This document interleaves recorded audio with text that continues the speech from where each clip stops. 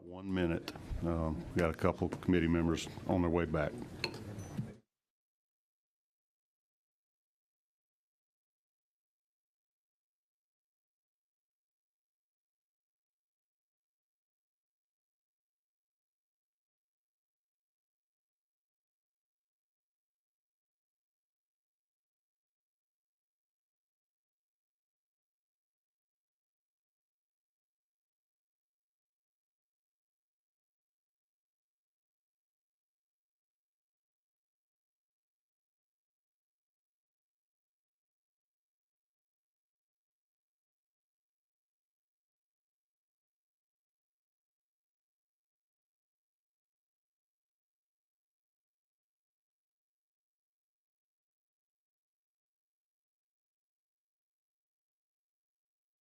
In order. We were reviewing the billing practices, the contracts that the various outside counsel had, and I pulled up here one section of Mr. Wade's bill for the really early on in his involvement in the case. As I recall, it began on November 1st of 21, so this would be out of his first bill. I see on November 5th, prepare case for pretrial, 24 hours on one day. What do you make of that? I mean, I thought it was astonishing that, you didn't sleep for 24 hours. I've been to trial. I'm sorry. I've been to trial and had to work long hours, but 24 straight. But we did question him about that at the hearing, and he said that that's when it was concluded. So how he explained it was November 5th is when the work was concluded. And so he had done that work up until then, and that he only billed when it was concluded. So he said that the 24 hours, who knows when it spanned, but that how he billed was would have had to be between November 3rd and November 5th, though, right? So it had to be on the 4th and the 5th, 12 hours a day? It had to be. At least. And, the other thing that I noticed with this is prepared cases for pretrial. At this point, it says anti-corruption unit. His two law partners are the conflict lawyers for the anti-corruption unit. So you've got it's like my husband couldn't represent someone who's adverse to me. Like my husband is my law partner. He can't be doing privilege review on a case I'm prosecuting. So he's consulting on anti-corruption cases for the DA's office, where his two law partners are doing the privilege review at the same time. That plus the 24 hours are the two things that really struck out to me. So, but the only role he had was this prosecution of this election fraud. Yes. Okay. Yes, the only role. Okay. So when it says anti-corruption, that's the corruption we're looking at, election interference. Yes, he's never worked on any other case. All right. Let's see that other bill there, Senator Dolezal. All right, so here's another one, if you can see that okay. This is the one we put up earlier. It looks to be much more specific date-wise anyway than just, those 24-hour chunks like that. Okay. Right. I mean, it's more specific, but it doesn't say what, like, just for example, team meeting and argument prep. Argument prep for what? I mean, normally when we do bills, we would say, argue motion to dismiss or argue whatever the motion is. Research, what are you researching? Researching statutory privilege, whatever it is. Yeah. Now this one, he shows date ranges when it's over multiple days. Like down at the bottom, 426 to 427, 18 hours, right. If I'm reading that right, or 16 hours. But on that previous one, he just has one date, 24 hours. Yes. Okay. And you say these are approved by Fani Willis. By contract, she has to approve these billings. Yes, she does. Okay. And those are approved by her. So if there were any questions, and as a lawyer, when we submit bills to clients, they regularly question, and I know when I've done appointed work, they regularly question that as well. You have to list exactly what you're in court for, exactly what you're drafting. You can't just say prepared cases. You've got to say, what did you prepare? What did you draft? So, the county, in Cobb County, for example, they make you actually attach motions. If you do like an appeal or something and you're billing for that, you have to actually attach it to prove that you did the work. I did go back at the break, though, and I have an answer to one of your questions earlier. I just wanted to clear up. You had asked me when the special purpose grand jury had convened. I looked. The state filed a response. So this is D.A. Willis's response that was filed on February 2nd. They wrote on This response to your motion to disqualify? Yes, sir. Okay. Response to my motion. On page 13, they wrote, shortly after his appointment in January 2022, District Attorney Willis petitioned the Chief Judge of the Superior Court to convene the Superior Court judges to consider her request for the special purpose grand jury, to conduct an investigation into the facts and circumstances relating directly or indirectly to the possible attempts to disrupt the lawful administration of the 2020 elections of the state of Georgia. And they attached that exhibit. So you had asked me earlier when she petitioned. So it was, in their own words, shortly after his appointment. Okay. So this whole, the cases are about attempts to disrupt, because obviously Georgia certified Biden as the winner, and he got inaugurated, that following January, and this is years later we're having this whole investigation. Yes, attempts. And my client specifically is charged with attempt and conspiracy. So he's not charged with actually doing a specific act. He's charged with conspiring or attempt, depending on which section you're talking about in the charges. Some of these itemized statements show drafting. Yes. Did Mr. Wade draft any documents to your knowledge, or No. prepare any legal documents at all? No, not that I'm aware of. And that would Did be he sign any pleadings as if he was the drafting attorney? No, and he's not the one that usually files them. Will Wooten is the one that usually does the filing. There's two other prosecutors that also do it. Alex, and I don't want to butcher his last name, starts with a B, but he does it, and then Grant Rude. Anna Cross has also filed pleadings, but not Mr. Wade. In your review of all of his billings, did you ever see where any of his time or bills were cut or reduced by whoever was reviewing them and approving them, either Ms. Willis or her deputy? No, I never saw any questions. And her response, or their office's response, doesn't indicate that was ever done either.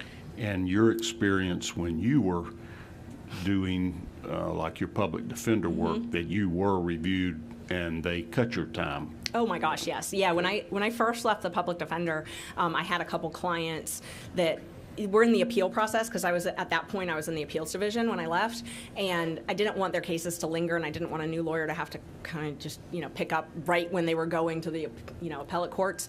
So I kept some of them. Some of them the judges appointed me, and so I would be paid, I think it was $50 an hour, $45 an hour, something like that. And then some I just took pro bono, but I had to get those bills approved. I mean, they were regularly cut.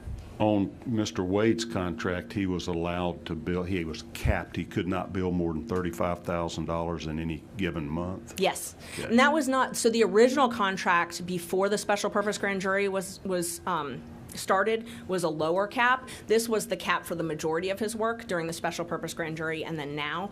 So he had a contract November 1st, 2021 up until October 31st, 2021. And the cap was lower for that. Then there was a period of, I think it's 15 or 16 days where he did not have a contract. Which also happened to be one of the times they were out of town. But so they re-upped the contract November 15th, and then it had a cap. But the cap was significantly higher. I mean, I don't remember the first cap, but it was not $35,000. Here is a document you produced. I think you prepared this summary that shows all the payments that he received. Either I did this or this might have come from Fulton County Purchasing. All right. Okay. So that was produced to you from Fulton County as Yes. all the payments he received? Yes, this was produced from Fulton County, yes. And what's the total? Is that just, my eyes aren't so good. What that looks like 22 all the way through 23? Yes, 22 through 23. So so his first bill would have been paid in January of 2022. So he billed for time in November, December, and then you see those two bills. And so those were $15,000. I believe that was the cap. So in January he was paid for $15,000 for work in November, and then in December he had work totaling $15,000, and he was paid for both of those in January. That's why there's those top two invoices for $15,000. Yes, that's why there's those top two invoices. And they produced some other documents to me as well that showed which funds they came out of. So I was able to track which ones came from state seizure money and then which ones came from county general fund. And that was all before this grand jury was even approved. The grand jury was not approved until June of 2022. Okay, it was requested in January. It was, and I just looked that up at the break. So it was requested in January. It was approved in June. The order, actually. But what happened was they started picking, so it looks like they started picking the grand jurors on May 2nd of 2022, and they actually started hearing evidence June 1st of 2022. Okay, so lots of this time was way before he would have been having to question any witnesses or attend grand jury hearings or anything. Yes, he could not have attended a grand jury hearing until at the earliest May 2nd. You were talking about the experience and expertise of the three outside, I'm gonna call them outside counsel, because they were not direct employees of the DA's office. Correct. Had Mr. Wade ever tried a felony case, prosecuted a felony case before this, to your knowledge? No, that he has never prosecuted a felony case. And I asked his law partner that, who had been his law partner for some time, that he had never prosecuted that. I also did some independent research in the metro areas where I knew that he had worked in Cobb County, so I looked to see if he had ever been filed as a prosecutor in Cobb County for felonies, and he was actually just a solicitor, and solicitors is, because you said not everybody may understand the difference between solicitors and district attorneys. We've got an ex-solicitor on this panel, so don't say anything negative about him. So he can tell you all about it. They prosecute misdemeanors only, right? Yes, and in Okay. Cobb County specifically, they prosecute misdemeanors, yes. Okay. It looks like he's pretty much hitting the maximum that he was allowed to under his contract? Yes, most months he did. Okay. And this is through that block billing that was not specifically itemized exactly what he was doing or how much time on each task? Always block billed. Okay. He never itemized bills, never was specific. What were the caps for the other two special counsel? Were they also limited? I assume you've received their contracts, or did they have a written contract? They did, so they had written contracts, and I do have those, and they did have caps. They were significantly lower than Mr. Wade's. They do not currently have contracts, and I just found that out at a hearing because we had asked for that. We had asked for it in open records, and then I had subpoenaed it as well. Pretty much every subpoena I filed for the hearing, the state filed a motion to quash, including this one, and Ms. Cross was at the hearing, and she said, I can just tell you right now I don't have a contract. So I had thought, I was under the impression that they just weren't giving me that contract. I had no idea that they just didn't have one. So apparently right now, Mr. Floyd and Ms. Cross don't have contracts. Do you think that was intentional so that they don't have to disclose how much they're earning? I think it was sloppy. Okay. Does Mr. Wade have a current contract? Yes, he does. I also think that, I think it may have been, I don't know if it's disclosure, but I can tell you that they've changed, since I started looking at this, they've changed what they put on the public documents. I used to be able to go to Open Checkbook and see every time he would get a check, and since I filed this, none of them have come up. So I don't know if he's not being paid anymore, or if he hasn't filed any invoices, but the invoices are due, I believe, 30 days after. So, you know, they regularly came up, but now all of a sudden they don't. Okay. So eventually you sought to disqualify Ms. Willis from serving as counsel and prosecuting Mr. Roman's case. I did. Okay. Can you pull up that motion? That motion was filed here in January, I think it was January 8th of 2024. Yes. What was your motion to disqualify based on? It was based on a number of things, but it was based on mostly the fact that Miss Willis and Mr. Wade had a romantic relationship, and they had been traveling, and he had been paying for a lot of that travel. So there were a couple different things. She had not followed the statute. So the statute I referenced earlier, 15-18-20, said that you had to have county approval. She didn't have that. So that was one thing. There were also— You had figured that out through your financial records? Yes, I had figured that out through my financial records, through open records, through reviewing all the Board of County Commissioners. And I actually, to that motion, I attached, just on this issue, I actually attached a document showing how independent special counsel would normally be appointed, or I'm sorry, special counsel, because I found one where, and I think it's exhibit, let's see. It's exhibit J.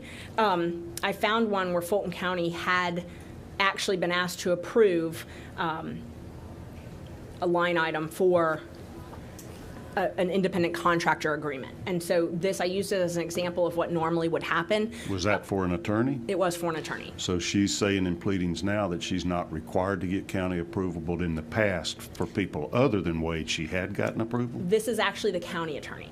So Okay. this document is the county attorney. I do not believe she's ever gotten approval for anybody. And her filing said doesn't. I mean, her filing, I at the break I was looking at it. I mean, she said that that I incorrectly contend that the appointment exercised by, and in parentheses, a state constitutional officer must be followed by an approval of the local government's board of commissioners. And she says over and over again that I'm just wrong, that she doesn't have to because she's a state constitutional officer. So that was their position, that she doesn't have to. So is that one of the grounds for your motion to disqualify these, let's just call them financial irregularities, that she had not complied with the state law or county policy of getting prior approval? Yes, that was one of the primary bases. But then I also reviewed case law and saw, the conflict of interest. And, our motion, the theory, basically just to sum up the motion, is that essentially he's getting paid all of this money and they're not going through the proper procedures. And I go through it in the motion. I talk about how he didn't file an oath, which is rare. I'm one of those. Didn't file a what? He didn't file an oath of office. Yeah. And I'm one of those people that I always, when I first start a case, I always make sure that everything is all the I's are dotted and the T's are crossed. So I always pull that. Anytime I've only ever had special counsel twice, and it's been people who were not paid, who were district attorneys in other jurisdictions who took the case on, which is the normal process in the state.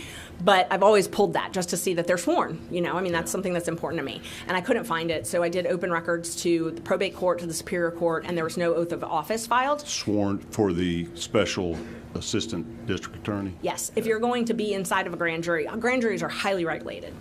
I can't just go in a grand jury. None of us can just go into a grand jury. So you have to be a sworn officer of the state to actually be in there, particularly to present evidence. And so I wanted to see if he had taken an oath. And that's something that, you would file. It should be publicly available, not something that's really, highly contentious or secret, and there wasn't one. So, once I learned that, I was like, why are they not filing an oath? This is odd. There's no public approval of these contracts. There's no oath of office filed. This is different, what's going on. We later found out that he had taken an oath, but nobody had filed it, Okay. And the law requires, there's a statute that requires you actually file it. I have looked at that. So the statute for a district attorney, their oath, when they are sworn in that position, says, I do swear that I will faithfully and impartially and without fear, favor, or affection discharge my duties as district attorney and will only take my lawful compensation. Yes.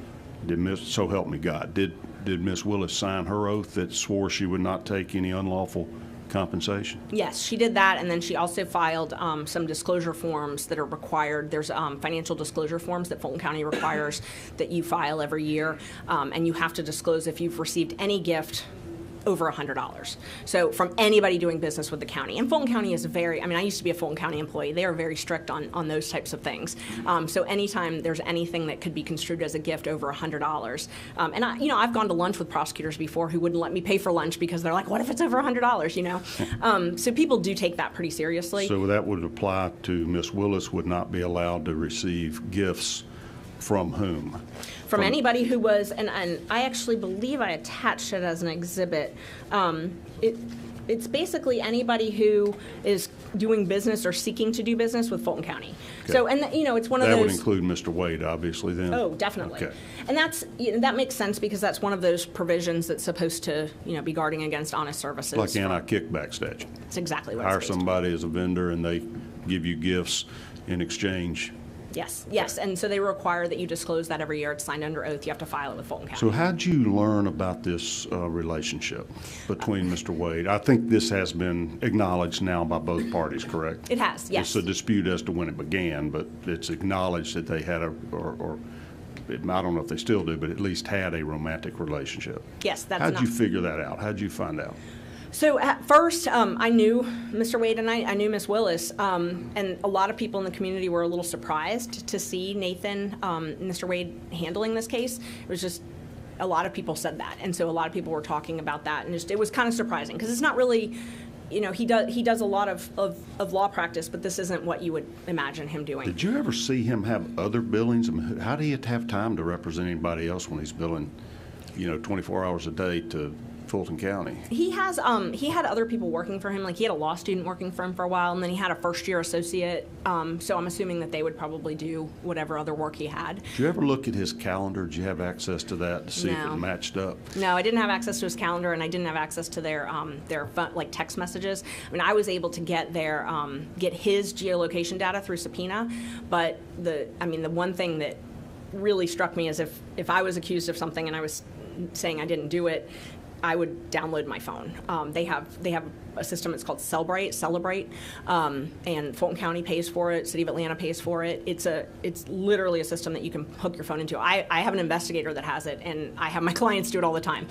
You hook your phone up, and it can find deleted text. It can find everything, and you can limit it. You can say, I only want text with this person. So if I was being accused of having an affair with someone, and I said it didn't start until April, and someone else said it started in October, the easiest thing to do is to, download that phone.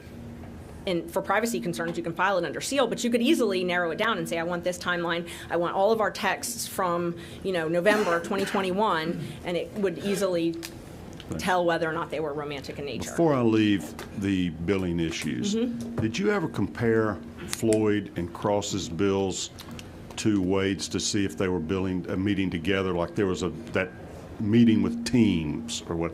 Were they billing for the same meetings as well? So I looked at that. One thing is we don't have most of Floyd's. So Floyd has not billed in quite some time. So I didn't have his to compare, but I did look at Anna Cross's. The one day that I remember looking at was when they were in federal court to see, because so Ms. Cross was the one actually litigating in federal court. But Mr. Wade was sitting there with them at counsel table, and they both billed for that. I wanted to see if he billed for time that he was sitting in court waiting, because I know in Cobb County, for example, with appointed work, if we're sitting in court waiting, we can't bill unless we're actually doing something. Like, they won't pay for two people to sit there. And so I wanted to look at that. But they were both there in court that day. What about the teams meeting where he billed for? Were either of them involved in that team, since they're also outside special counsel? No, they were not. So all of those people were people who would not have itemized that. Okay. Employees. Right. Back to your uncovering the relationship. Yes. How did you figure it out? So Terrence Bradley was Nathan Wade's law partner originally, and he was also his lawyer in the divorce. I did not at the time know that they had filed for divorce. I knew Nathan's wife. I knew both of them historically from Cobb County. I mean, they're, people knew them in Cobb County. Mr. Bradley actually called me after an article. We were looking into the financial irregularities. We're looking into how much money had been paid, because everybody in the case was kind of like, why do you have special counsel? Case? On this case, yeah. Like, was why Bradley still a partner with Wade at that time? He was not. There was testimony that their partnership ended in summer of 2023. So it had just ended, is my understanding. And it's kind of unclear, like, what month. The testimony is very unclear as to when they actually. I have when they dissolved. I think it was September, but it's very unclear as to their partnership. And I will say their partnership was a loose partnership. They had a partnership with the bar, but they all had separate legal entities. So each of them were filed as the law office of Terrence Bradley, law office of Nathan Wade. They had some joint bank accounts, but then they had some separate bank accounts. So I don't really know the exact structure. It was a very loose type of organization. But they were working together. And so Terrence actually called me. He had seen an article where I had done open records with another lawyer, Manny Aurora, and we had uncovered how much money everybody had made. The news had gotten wind of that, and I later learned that the news had open records to get all of my open records. So every time I would get something, the news would get it, because I wondered how that happened. But so that somebody published that, and I had done some more open records. And Ms. Willis actually called Mr. Bradley when I did these open records and said, they're looking into us. And he called me because he was worried about it. And so we had a conversation, and he actually asked me, do I need a lawyer? What's going on? What are you investigating? What's the parameters of this? And we had a conversation, and I said, well, my interests are different than yours. I represent Mr. Roman, so I can't advise you. That would be a conflict. He asked if John, my husband, could, and I said, no, that's a conflict too. you know, if you feel like you need somebody, you need to talk to someone else. At the time, that was early in September. I had court in Cobb County, and I ran into Mr. Bradley. I was in Judge Harris's courtroom. I think it was either September 11th or 13th. I checked my calendar a week or so ago, but it was one of those dates. And I was taking a plea in front of Judge Harris, and Mr. Bradley was also there. Another lawyer who ultimately represented Mr. Bradley at our hearing, B.C. Chopra, he was there in court also. And then a friend of all of ours, who's a district attorney, his name is Burt Cohen, he was taking the plea with me. And Burt and I have known each other for a long time. Terrence, BC, everybody's known each other for a long time. We were all sitting in a conference room attached to that courtroom, waiting for the pleas, chit-chatting, took the plea, went back in, and Mr. Bradley essentially went through the whole thing and said, well, this is what's really happening. I had a notepad, and I took notes on all the things to ask for open records. So what did he say was really happening when he said this is what's happening? He said that they met at a judicial conference before, he was very specific that it was before she became DA, because that was one of the things that he couldn't remember when the judicial conference was, but he knew that it was before she became DA. When did she become DA? She became DA in, it would have been January 2021. Okay. So she became DA January 1st, 2021, but she had a transition team leading up to that. So, and Mr. Wade was in charge of her transition team. So Mr. Bradley told me all of that. We met for about an hour. Said that they had been together. They met at this conference. Nathan was still married, and Mr. Bradley was upset because of what happened in the divorce. He was upset because they were still married, you know, the Wades were still married, and he essentially just left her after meeting Miss Willis and dropping the kids off at college.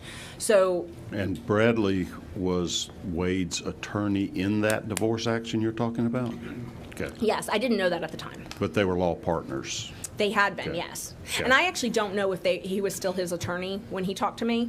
I don't know if he was or not. All right. Because at some point, Mr. Wade represented himself, and then he hired a different lawyer. So I didn't know anything about the divorce at Okay. that time.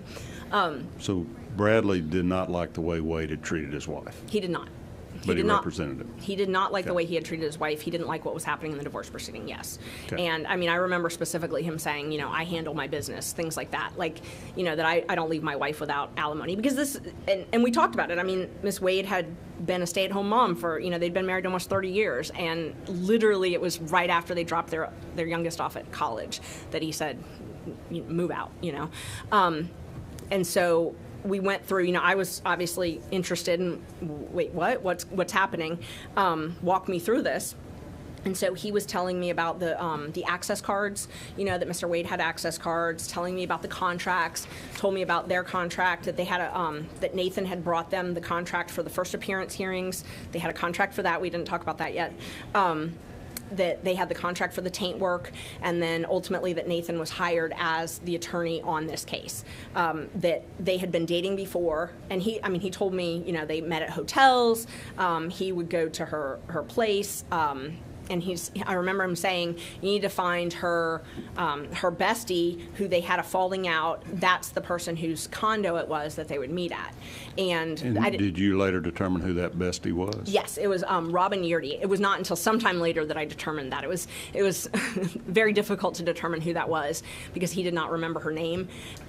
But he knew her by sight? He did. Did he later confirm to you or identify who she was? Yes. So I had sent him a couple pictures, or showed him a couple pictures of some other folks or This names. was in January of 24, right Yes. before your motion? It Okay. was. It may have even been after I filed the motion. It was around the time. It was either before or around the time, but it was in January. I had gotten some open records requests from the DA's office. They had a contract. Yep. We just put on the screen There it is. some of the Perfect. text messages that you produced to us. Yes. This yes. is from your phone. It is. And so You're talking to Terrence Bradley, I see over there on the left. Yes, and so when you see on the 14th, that one that's right in the middle that says file attachment with MIME type, that Yes. is a picture of her. So it doesn't show up on this, but it's actually, there's a picture of So Miss while Yeardy. you're texting, you're shooting him a picture to see if he can identify Robin Yeardy. Yes, yes. Did And he identify her? he did, yes. He said, yes, that's her, that's the East Point. And he thought the apartment was in East Point. I later found out it was in Hapeville, but those are very Right. close in close areas. So he knew they would meet at that apartment? He did, yes. He knew all Okay. about it. And it was hard to find Miss Yeardy. What happened, and she was Robin Bryant, and then she got married and was Yeardy. I did an open records request for a contract that the DA's office got. It's called critical mention. She has I guess he's an attorney, but he's sort of in charge of communications. His name is Jeff DeSantis. Right after Ms. Willis had opened the investigation in this case, that same week, he contracted a company called Critical Mention, which is a media monitoring company. They put a dollar figure basically on your media presence, and they give you these analytical reports. And they say, hey, you did great on MSNBC. That's $1 million worth of, stuff for your brand. The Fani Willis brand is doing well, or this phrase is doing well, things like that. She had an employee in her office that was responsible for promoting her image, her publicity. She had a publicly funded contract for this. So Jeff DeSantis contracted or called this company, and it's in the emails. I think I provided those as well, but contacted Critical Mention and said, we need to hire you to do media monitoring. And it was the same week that she had sent the letter to Raffensperger and Kemp about this case. Said, we need to have a contract to do media monitoring. Got $10,000 approved, paid $10,000 for a year contract for an annual contract. Who approved that? Jeff DeSantis' email said the county approved it, and his emails indicated that it was hard to get approved, that he had to really push, I think is what he said.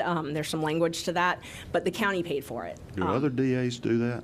I'd never even heard of media monitoring. I didn't even know it existed. No. It was very shocking. But so I got some of the emails about this media monitoring. So I did open records, and again, once I got them, they shut me down and wouldn't give me anything else. But so these emails have attachments, they're PDFs, and you can see in the emails the hyperlink to them where you can actually see the analytical reports. That's what I wanted to get, and obviously nobody would give those to me. But these emails showed a trail where two people in her office, so Ms. Willis, Mr. DeSantis, and then Robin Yeardy, were the ones that had access to this critical mention profile. It's a platform that you can log into and see, how am I doing in the media. What was Robin Yeardy's role in the DA's office? She was a liaison between the news organizations. So she said that when CNN, MSNBC wanted her on, they would call Robin and she would coordinate it. She would do her hair and makeup, and then she would coordinate her interviews. But so how I found Robin was I'm going through these emails, and all of a sudden I see an email from Mr. DeSantis saying, take Robin off of this account. She's no longer with the office. And I was like, oh, I wonder if that's her. And so I found a picture of her, and I asked Terrence, is that her? Because I found out she had been fired or had been let go or had quit or whatever it was. And so that's how I was able to figure out who Robin Yeardy was. Then we were able to run her, run her information, get an address, and that's how we were able to narrow down where this Hapeville condo was. Okay, so that's where basically Miss Willis and Mr. Wade would meet for their relationship. Yes. Yeah. But Mr. Bradley told me at that first meeting that they would meet at hotels. He told me about a lot of travel. I mean, he detailed, he detailed a lot of stuff. He said that they traveled to Texas, they traveled to Florida, just, a lot of different travel. He said Belize. He specifically said Belize, a cruise, the Bahamas, things like that. And you were later able to verify that through other subpoenas or open records requests or whatever? Yes, I was. I was able to, I subpoenaed bank records, I subpoenaed credit card records, and then I actually subpoenaed the travel agencies that Mr. Wade used for some of those trips. He used, two of the cruises that they took, he used a travel agency. So there was a cruise to the Bahamas I got through a travel agency. There was a trip to Aruba that I got through the travel agency. And then there was another cruise, I think that one was to the Bahamas also, that I got through a different travel agency. And then his credit cards are the ones that showed all the Belize trips. And they showed that he was buying the tickets for both himself and Miss Willis? Oh, yes, the credit card statements. So because I guess he used a travel agency, his credit card statements actually had her name and seat number and all that on it. Okay. So, there was no disputing. Clear it was paid for by him on his credit cards? Yes. Oh, yes. Is this the document you gave us from the Capital One there? It is, yes. And there you can see, so Clara Bowman is Mr. Wade's mom. So this trip, this was the cruise that happened October 31st, around that date. Mr. Wade paid for Miss Willis, Mr. Wade, and then his mother's plane tickets, and then also their cruise receipt. I think that one was Royal Caribbean. Okay. So your summary here showing the trips, we know that in late October, they took a cruise to the Bahamas, and this is from his financial records. He paid for this for both tickets? Yes, this is from his financial records, and I tried to be, there were a lot of Ubers and things like that. I did not include things like that, Okay. that I wasn't positive. I wanted to be under-inclusive, not over-inclusive. Right. And then you show the trip to Aruba, another one to Bahamas, one to Belize, one to Napa Valley, California. Yes. These are all from October 22 up till May of 23. Yes. Okay. This is a document you produced us? Yes. This summary, is this something we prepared? No, it's a summary. Okay. And so you discovered that and verified its accuracy through these credit card receipts, et cetera? Yes. Oh, yes. Okay. Do either of them deny these trips occurred? No, not at all. So is this the impropriety, the financial impropriety of getting financial benefit from the job that he's paying for her way on these trips with money Yes. that she's paying him and approving? This is what I would call undisputed. Some of the other stuff on his credit cards, it looks like there's trips to Charlotte and Florida and other things like that. But this is what we could undisputed say was with Miss Willis.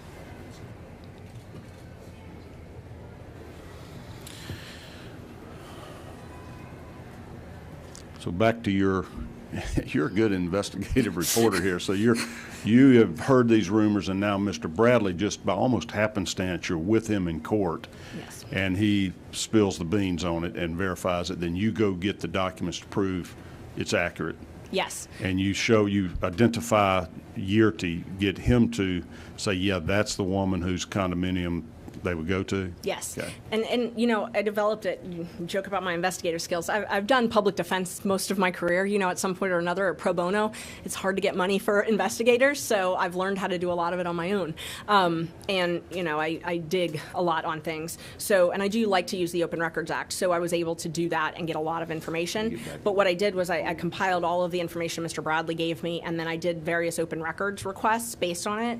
And then, once I would get something, I would reach out to him to verify, because I wanted to make sure that I wasn't tracking anything that was wrong. Yeah. I didn't want to make any allegations that didn't have support. So I would regularly verify with him. And I'd see him in court. We talked on the phone several times. I wasn't the only person that he told about this. There was another attorney on the case, Manny Aurora, who his client ultimately pled out, so he didn't continue this investigation, but he was involved in the investigation early on. And Mr. Bradley told him some of the same things that he told me. So, I was able to independently verify a lot of things, which to me, investigating is important, that the East Point location, that it was in Hateville. Robin Yearty actually did quit. Mr. Bradley had told me Was about... she forced to quit, or how'd that come about? No, I don't believe she was forced to quit. That was a point of contention in our hearing. She said she left, that she was sent to another division. It's my understanding she had she was outspoken about she didn't like some of the things that was happening in that office, and when she voiced that, she was sent to a different department to work, and it wasn't something that she wanted to do because she did the communications, and so she quit after that, is my understanding. Okay. Based on her testimony and the allegations and all the pleadings.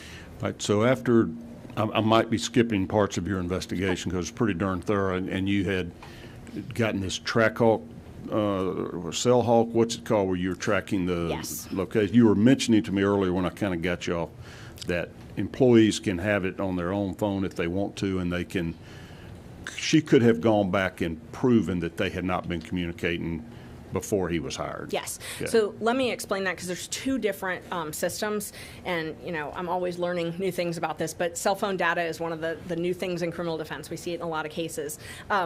The Cellhawk data that you just showed, that is geolocation data. That is different from the Cellbrite. So there's two different programs. Cellhawk is the program that does geolocation data. Essentially what you do is you get all of the pings. So every time your phone, you see those cell phone towers everywhere. Every time you use your phone, it's trying to find the closest tower. So in a metro area like this, there's a lot of towers. That's why we get good signals. So when he's in Hateville, there's a lot of towers. So we can really, really narrow it down. So what we had our investigator do, and I'm only talking about the geolocation stuff, I'll talk about the text in a minute, but what we had our investigator do was narrow it down. We got all the raw data, and we had him narrow down, and we actually excluded a ton of things that were not right on top of this location. Like, we wanted to be very, very careful just to have what was literally right on top of this location. So he created a geolocation fence, which... The location you're talking about is Miss Yeardy's condo? Yes, okay. It is Miss Yeardy's condo, that area. So he was able to find, essentially, just to summarize a couple of the things, where Mr. Wade would call Miss Willis at midnight, something like that.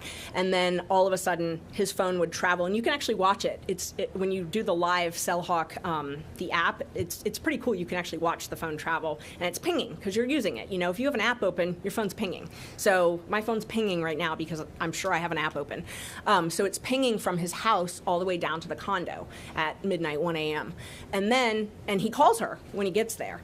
And then it goes silent for 4 or 5 hours. And then, early in the morning hours, he starts pinging again, driving back, and then he texts her when he gets home. And this is before he gets hired in November of 21? Yes. Okay. So, and there's a couple different ones, and I would defer to the experts on the CellHawk data, but that's the summaries based on what we had him do. And again, we tried to be very, very narrow. There were a lot of dates that it looked like it had happened also, but maybe he was bouncing off a different location, and so we wanted to be very narrow. So is that why y'all asked him in the hearing, how many times had you been to this you already kind of had the data on him? Well, so that's an interesting point. All we have as defense lawyers is the right to subpoena evidence. I have to have an evidentiary hearing to do that. I could not issue a subpoena for AT&T for this evidence until I had a hearing date. And it takes a while to get this stuff. We got it that morning. So, the morning of the hearing, and obviously I'm kind of busy doing the hearing, we got that data. My paralegal was literally trying to download it for the investigator at the time and get it over. We knew we had the data, but we didn't know what it showed. So at that time, we didn't know, what it showed really until he was able to do the analysis. We had some preliminary reports from him, but nothing. It took a lot of hours. It's a lot of data. So it takes a lot of time to pinpoint this information. Yeah. But the other thing that I was talking about, so this is the CellHawk report, and heat map is just like how many times it's pinging, Heavy concentration is, you're talking a lot at this time, or you're at that location a lot. There's a lot of usage. The other thing I was talking about, just to make sure it's clear, so that's CellHawk. Cellbrite is a different program. Cellbrite, and it's Cellebrite. Cellbrite is a program similar to CellHawk, but it downloads data in the phone. So, like, this one is you pinging off of towers. It's geolocation. Showing where you were. Exactly. At a certain time. Cellbrite actually can get your texts, your pictures, your app usage, all of that stuff. So it's one of those things that if you want, if a defendant is threatening someone by text and they delete it, they'll take their phone and hook it up to Cellbrite. Cellbrite it makes what's called a forensic copy of the phone, but you can also limit the data. So it's a very expensive program. So not a lot of people have it. So when I have my clients use it, it costs a lot of money for them to have it done. But the DA's office has it. They have the software. They pay for it. You can find that in their open checkbook. The city of Atlanta police have it as well. But what you can do is you can copy cell phone. So, what I had mentioned earlier is you have to have the cell phone to do that? You do. You have to have the cell phone. So what, did Mr. Bradley give you all his cell phone? Or no. How'd you get Mr. Wade's cell phone? So we did not get that data from Mr. Wade. So we only got the geolocation data from Mr. Wade. I do not have the power to get the text messages. I don't have that power. I would have to have a search warrant. The state's the only one that has the power to actually get someone's text messages out of their phone. But my whole point in saying that was if I had been accused of having an affair and it didn't start, and I said it started in April and someone else said it started in November, they have the ability. I don't have the ability. They have the ability to plug that phone into the Cellbrite and print out a report Right. that shows all of the texts. So Mr. Wade and Ms. Willis, had they wanted to disprove your allegations, could have just used that Cellbrite program, and it would have shown no communications between them. Yes, and it would have also showed the contents of the text. If the texts are romantic, if they're not romantic, if they're friendly, and they would control the data. So if there's something that was privileged, they could redact it. If there was something that if they wanted to only limit it to, like, we want to prove that we weren't talking romantically in November, they could limit it to So they could have that. actually pulled up the text itself to say, hey, I need you to help me work on this case, or else, hey, I need you to meet me at the Love Nest? Yes, 100%, yes. I don't have that ability. So I don't have the ability to get a search warrant and get that data. All I have the ability to do is get that geofencing. Well, who found out about these 12,000 texts and calls and all that kind of stuff? That is what I was able to get by subpoena. So I was able to get the geolocation data by subpoena. What I can't get is what's inside of the phone. I can't get the texts inside the phone. The words in the text. Exactly. But you were able to find out that they were texting each other prior to November 1st of 21. Yes. How did you find that data? Is that anything you've produced to us? That is, so the Cellhawk data actually analyzes that. So you can see, and we just summarized 2021. So approximately 12,000 interactions, that's voice and texts for the year of 2021. And again, remember, 2021, he didn't get the contract until November of that year. So most of 2021, he's not under contract. Over 2,000 voice calls, almost 10,000 text messages. How did they explain that? Did you confront? We're not privy to what all came out in evidence at the hearings that you've had. Did you get either one of them to say, that's not true, we didn't really talk 12,000 times? Or? No, what they did was they filed an affidavit saying that geolocation data is not always reliable.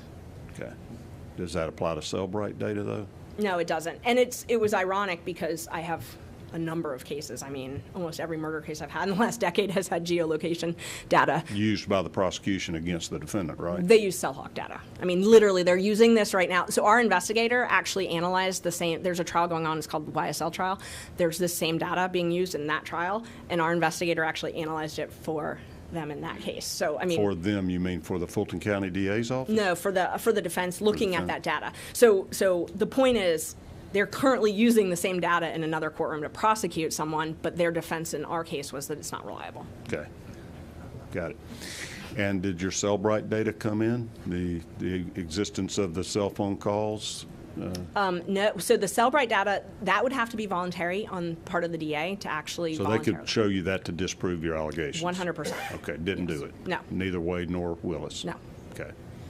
All right, so you've done your investigation. You've determined you think there was a relationship that had begun before he was hired. Yes. And after having met with Mr. Bradley, you began to prepare a motion to disqualify and to dismiss the case altogether, right? Yes, I actually started the motion in September. Cell phone. And then added to it. Messages. All right, and so then you somehow preserved, you had text communications with Mr. Bradley to confirm this? Yes. And was that because you didn't want to file a pleading that was inaccurate? 100%. You wanted him to verify the accuracy of what you were claiming had happened? I did not want to say one word that had not been verified. Because he was the source? Yes. He's the guy that was his law partner and his divorce attorney? Yes. Who probably knew as well as anybody in the state. They had been best friends also. Okay. All right. And so let's pull these up, Senator Dolezal. When did you start? You kept these text messages somehow? I did. So I actually, Mr. Bradley uses an Android, I believe, and so it was not easy to just download them, and I'm not the most tech-savvy person. There's a lot of texts that just went into things that I thought would just embarrass people and weren't relevant. So what I did was I screenshotted the texts that I thought were relevant. I tried to use those in court, but the prosecutor kept objecting and saying I was hiding things because I wasn't showing all of my text. So they just kept on and on for days saying I was hiding things. And I explained to them, I let them look through my phone. They scrolled through all my texts. Who's they? It was Adam Abadi was the prosecutor. Okay. So he just kept saying, that where's the beginning of that text? Where's the thing after that? Where's the other part of that text? These aren't complete. Rule of completeness, kept objecting. And I had just screenshotted the texts that I thought were highly relevant, but weren't slanderous, I guess. I don't even know the word. But, there were some that Miss Willis's daughter had failed out. Like, things like that. They were just ugly. They didn't need to be admitted. Oh, yeah, I read that. So I had tried really hard to just screenshot the relevant ones, but they kept saying that I was hiding stuff and I wasn't showing the whole thing. So when they objected to my text coming in the screenshots, they said they wanted the whole text chain, and the judge ordered me to, if I was going to admit the text, to go figure out a way to download all of them. So I bought a program for $20, $30 and took 3 hours and I was very proud of myself for finally figuring out how to do it. But I was able to make a copy of it and then redact our phone numbers. So this actually showed like when they're read, when they're viewed. What were you, all right, so up there on January 5th at 9:50 a.m. Mm-hmm. You're asking, what do you, read the question. So I'm asking him, do you think it started before she hired him? You're talking about the affair. Yes, the affair. And what's his response? His response was absolutely. It started when she left the DA's office and was judge in South Fulton. And so, these are things that he had told me, but I was getting ready to file. My filing deadline was the 8th. And as we're doing this, I'm fact checking line by line, basically. Right. So did you send him a copy of your proposed motion? I did, and I actually admitted. So at the hearing that we had, I was able to admit the email where I sent him that. So I sent him a copy of the motion that weekend when I was I wanted him to review it, and then he had a text. He didn't write me back by email, but I submitted my email so that the court could see exactly when I sent it and when he responded, and then he responded that everything looked good. Because I asked, I said, I'm sending you this motion. I need you to look at it. And then he responded that everything looked good in it. Right. He actually told me at first he wanted me to make some changes because I had not included the information about how much money he had received. I had only included the information about how much Wade had received. And, I didn't know that it wasn't really highly relevant to my motion, but he was like, oh, that's going to tip them off that I'm talking to you, and he did not want anybody to know that he was talking. He was very concerned about what I'm going to let you happened. just read through this chain. Okay. All right. We left off up there. Absolutely, it began when she was a judge in South Fulton. When was she a judge in South Fulton? She became a judge in August of 2019, and I did an open records. I first asked. I first did an open records, and they said no. So then I subpoenaed the records for the judicial conference, the municipal court conference. So she was a municipal court judge. They were both municipal court judges. So I got the. Who's both? You mean Wade was the judge at the time also? Wade was a judge. He was actually a speaker on the panel. It was October 2019. So I found online an old agenda where he was speaking, and Terrence Bradley had told me that they met at a conference where Wade was speaking and Willis had gone.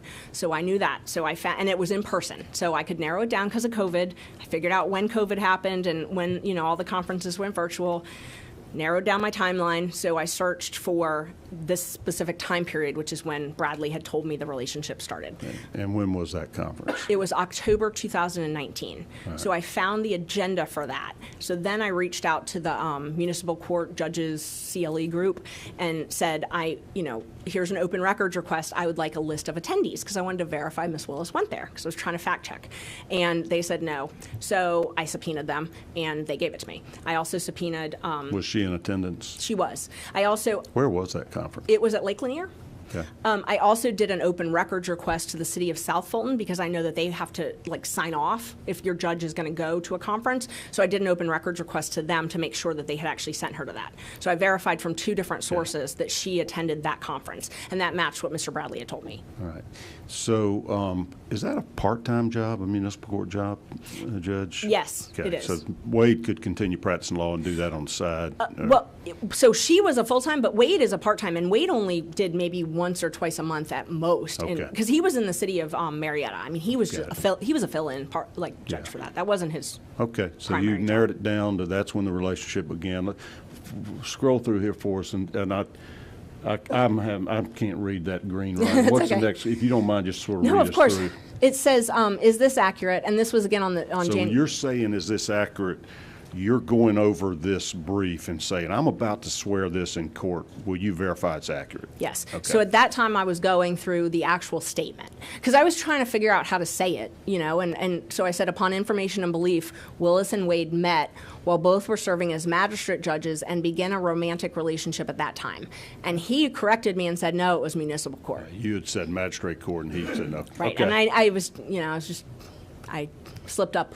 I should have said municipal court. I knew that. So you say thank you. What was his response after that? No, this is 12-something p.m. on January 5th as you're getting your pleading ready. He said, you can't put where they met. Not many people know that. I might be one of only, not even Chris Campbell. Chris Campbell was their other law partner? Yes. Okay. And I did not disclose Mr. Bradley in my initial filing. I didn't until the state forced me to. Why was he afraid to be disclosed? Just because of his relationship with Wade, or was he afraid of these people, or just didn't want to betray them, or what? Multiple reasons. I mean, it's the district attorney in Fulton County. I didn't really want to go, file something against her. It's not exactly a fun position to be in. Also, I mean, they have a lot of mutual friends. I'm sure it wasn't a fun position to be in, to be outing a friend of yours, but the attacks, I mean, it's a small legal community. Were you able to get this into court? Because Bradley, I saw some of his testimony, all of a sudden can't remember anything about anything now.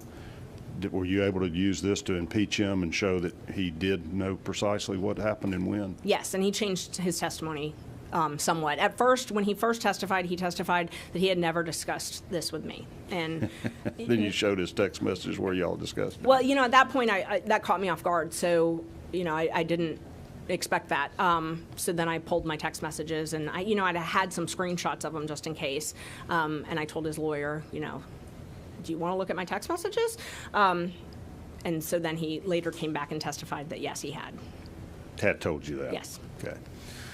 And did Wade testify at any of these hearings? He did. Did he acknowledge the relationship or not? He acknowledged the relationship, yes.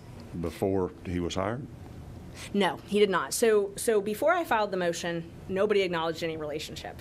So I filed the motion on January 8th, and then on Martin Luther King. Yeah, walk us through that. What were the grounds why is it you feel like Fani Willis should be disqualified from continuing this prosecution? Yeah, and so and these are things that I alleged in my initial motion that was filed on January 8th. I outlined this. My client in particular was not part of the special purpose grand jury. They did not recommend him to be indicted. He was not a subject. He wasn't part of that. So he was added on. That's interesting, because I remember hearing that the special grand jury had recommended prosecuting like 40-something people. They had. He was not even in that list of 40? He was not. And they didn't take, or they, as in Fani Willis, did not take the advice of her own special grand jury as to more than half the people they wanted prosecuted. Subsequently, there's been a book that was published that called Find Me the Votes, that authors had exclusive access to her, and so all of her theories in how to indict people and who to indict was explored in that book. So from that, I was able to learn that she cut a lot of people. And I mean, I have. Was that because they cut deals with them, immunity deals, or? Some of them were that. Some of them I just don't think she wanted to bother with. And then she added to the list, though, people that were not even recommended. Or my client. At least your client. My client, yes. Okay. She added him. So he was one of the ones. So there were some people, and it's publicly available in that book, like Senator Graham, Loeffler, those Perdue, those people. They recommended prosecuting them? Right. She had considered prosecuting them and taken them off the list. So there were a lot of people that had been on the consideration and then had been removed. And my client had not been considered, and then he was added. So to me, I was trying to figure out, why would you want to expand it? There's different ways you can go about prosecution. Did you figure out why they add your client to the list? No, but the my allegation in my motion is that the bigger the case is, the more money that's made, and that that made sense to me. So for me to file the motion to disqualify, obviously, we had to have some type of a basis, besides all of the violations, and so expanding the litigation. Because of how large it is, the judge has said we're probably going to have 3 trials, and each of them is going to take several months. Where if you just imagine, follow me down the path, if you only indicted one person and it was narrow, you could try it in a month. If you indict 19 people and, 3 different essentially alleged criminal schemes, like I divided it up earlier, that you now have 3 years of trial. You've now gone from a month of trial to 3 years of trial. That's a lot more money. And so that, to me, was a financial motive, particularly since my client was not recommended by the special purpose grand jury to be indicted. Okay. And you had the data to show that she was financially benefiting from the continued prosecution. Yes. And so to answer your question, you were saying walk me through it. So January 8th, I have a deadline to file this. So I'm verifying, and that's what you can see in the text. You can see heavy text with Mr. Bradley right around then to verify everything. I file it, and at that point, the world is shocked. I mean, shocked, because nobody had any idea. This had been hidden. This was even hidden from her father, who she had testified she talks to 10 times a day. So very few people knew about this relationship. And so they very much wanted to know who knew about it. Mr. Bradley, that next weekend, he gets some calls about, he gets a call, trying to fish to see if he's the leak, is what it was couched as. He gets a call from a gentleman named Gabe Banks, who ultimately represented Chris Campbell he filed a motion to quash against Chris Campbell, who's the law partner. Gabe Banks' wife works for the DA's office? Yes, he does. She does. Works for Fani Willis? Yes, and I've not gotten it. I've not opened records it, but I have been told that Mr. Banks also has one of these special counsel contracts. Again, I have not opened records that, not part of my case. But so he calls Mr. Bradley, and Mr. Bradley calls me and another friend of ours. Her name's Cindy Yeager. She's a district attorney in Cobb County. And, he was upset. I talked to him. It was, I believe, a Saturday night, and I could tell he was upset by his text. I left my kids and went and talked to him because I was worried about him. And, he took it as what he described to me as the first shot against the bow, that they were trying to figure out if it was him, and they were trying to silence him. And trying Gabe didn't silence him? Mm-hmm. And he said Gabe didn't say anything that threatened him. He just out of the blue called him, and he hadn't talked to him in quite some time. So it was out of the norm for him to call. So Mr. Banks called and told him that, was asking if he was the leak. Meaning if he was my source. And Mr. Banks said that it was because he had seen a news article, and Mr. Bradley knew that wasn't the case, so he said, send me the news article. So he sent him some article that did not say he was the leak, and that put an end to it. But then the next day, Mr. Wade called Mr. Bradley's best friend and said he didn't call Mr. Bradley directly, but told his friend to call Mr. Bradley and remind him of his privilege. It's an attorney-client privilege. Yes. Who's the best friend? Can you tell me? I'm not. He told me his name, and I'm not positive. I think I know who it is, but I'm not positive. All right. So Wade calls Bradley's best friend, says, you better call Bradley, remind him he's got attorney-client privilege with me, and he better not spill the beans. I do know the best friend works at a law firm called Beasley Allen. He told me that. He said his best friend's name, and then he said he works at Beasley Allen. And he was pretty upset about it, and it was the same day of Miss Yeager's birthday. So he didn't want to call Cindy, but he was upset, so he called me, and we talked about it. And we were both pretty upset about it because it seemed, why. Tampering with witnesses. It seemed like tampering, and it's just, it's just an uncomfortable position to be in, and all of us were kind of worried how the state would react to all of this. But at that point, it's still. Did he interpret that as Miss Willis trying to intimidate him from revealing this affair? Or Mr. Wade. Okay. He took it as intimidation, yes. Right. Because what he called it as is the second shot across the bow. Those were his words. So he said first shot across the bow was Gabe Banks, second shot across the bow was Nathan Wade calling. Okay. So that's how he interpreted it. But at that point, I had not disclosed him as the witness, as the primary source. So nobody knew that, and I was trying to protect him as much as possible, just because I knew he didn't want these calls. It's not something that you want. So they filed some motions to quash, and I had to Quash what? To quash all of the subpoenas, pretty much every subpoena that I had issued. So after you file this motion to disqualify, I guess a hearing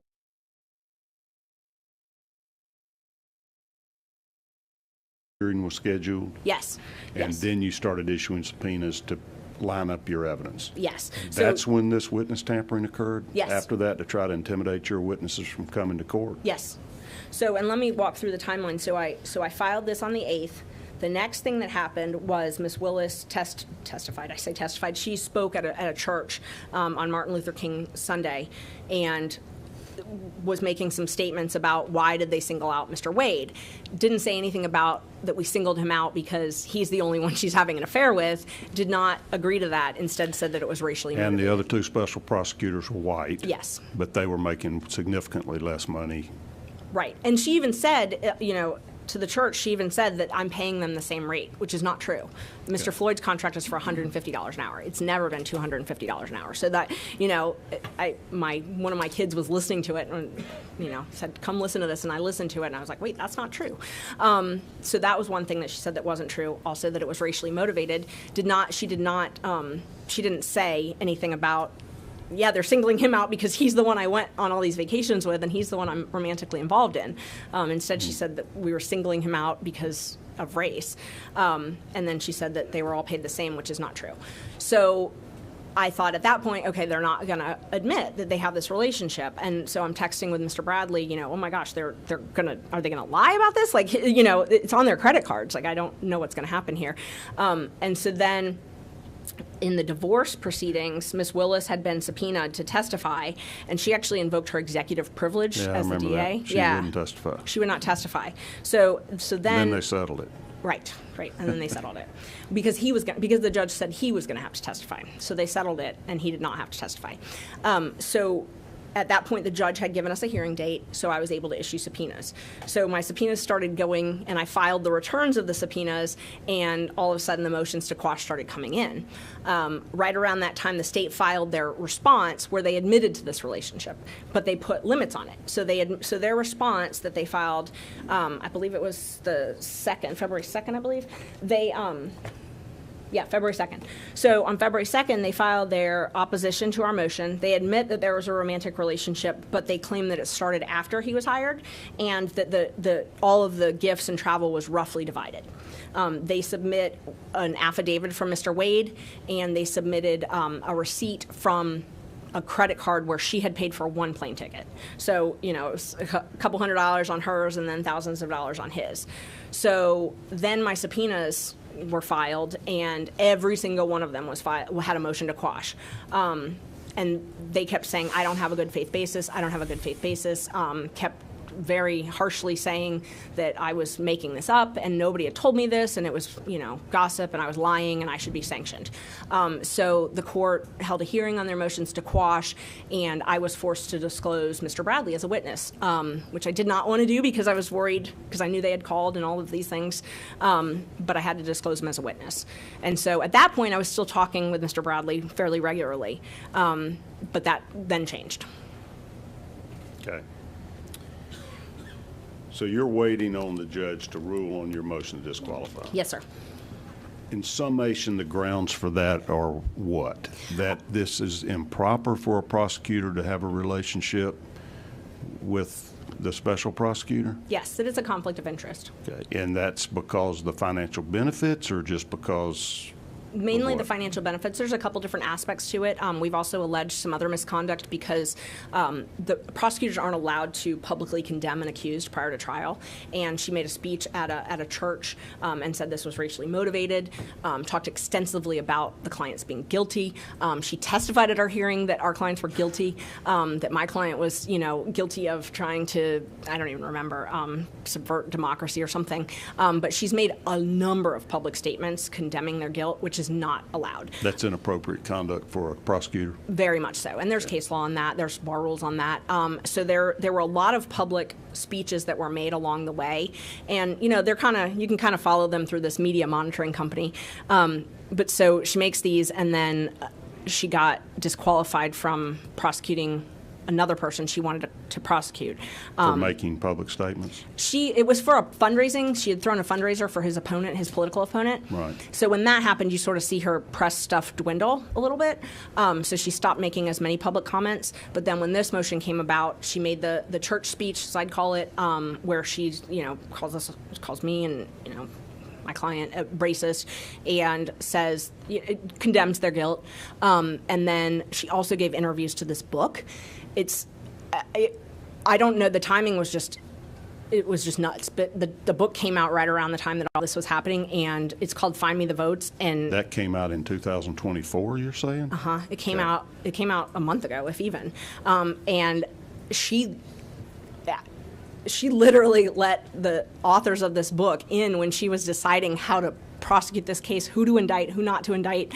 I mean, their whole thing is that they had unfettered, behind-the-scenes access to her thought process and stuff. So, and she's talking about all of this, that they're guilty. But the big thing for the forensic misconduct is she's in the church speech, she's saying, and she says this in the book too, that God has told her to prosecute them. So the theme between these two things is that God told her to do this, and that she is doing the will of God by prosecuting our clients. And that is, That's unethical. in my opinion. All right, so I'm trying to recollect what I remember reading in basically the Atlanta newspapers about all this, because this was new to the state Senate as well, because all of this began on January 8th, which is that the day we started, 8th or 10th or something? It did, and that's... it was the day session began, and all of a sudden these bombshell allegations come out, and I think that was the motivation for our Senate resolution forming this investigative committee to say, let's find out if this is true, independently of all you guys' legal issues or whatnot. So I remember she wouldn't testify in the divorce case. Right. But did you subpoena her to testify in your motion to disqualify? Yes, and she filed a motion to quash. She refused to testify, but then she came to court and did testify. Yes. Okay. And in that... As they were arguing the motion to quash. I wonder, okay, so in that testimony, did she deny the start date of this affair? Yes, she said it started in early of 2022. There was some discrepancy between them, a month or two here and there, whether it started, generally it was around March, is what Mr. Wade and Ms. What are the Willis. consequences for an attorney to give sworn testimony that she did if you're Bradley, what is it, Yearkey? Yearty, your Trackhawk data, your other independent verifications are found to be truthful? It's a crime. It's a felony. You'd lose your license. Okay. It's perjury. Same for Wade. Yes. And we have rules that are one of the, outside of privilege and confidentiality, we cannot suborn perjury. So if I have a client who tells me I did it, I can't put them on the stand to say I didn't do it. Okay. I would lose my license over that. I cannot do that. And Yearty came to court and said, oh yeah, this started in 2019. She saw them, she saw them together. She testified that she saw them romantically together, and, they were very close. Okay.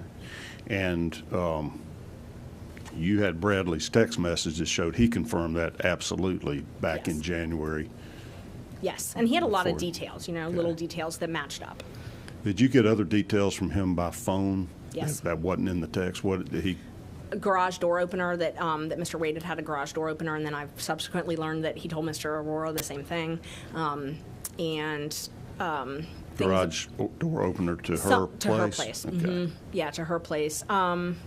There were other things, just a lot of context, things about how freely Mr. Wade could go in and out of the office, the DA's office, stuff about that they would sometimes use hotels. One thing that he told me was that Mr. Wade had, before he filed for divorce, had used Mr. Bradley's credit card and then paid him back in cash so that there wouldn't be a record of it. Okay. All right, so I'm a little puzzled by the legal standard. I'm reading the newspaper articles that explain to us the difference between a conflict of interest and an appearance of a conflict or an appearance of impropriety. That is the big argument right now, and I'm not the best person to explain that. My husband argued that part, but appearance of impropriety, it's one of those things like that if it undermines the outcome, undermines the confidence in the outcome. And we spent a lot of time in our brief talking about the constitutional underpinnings of this.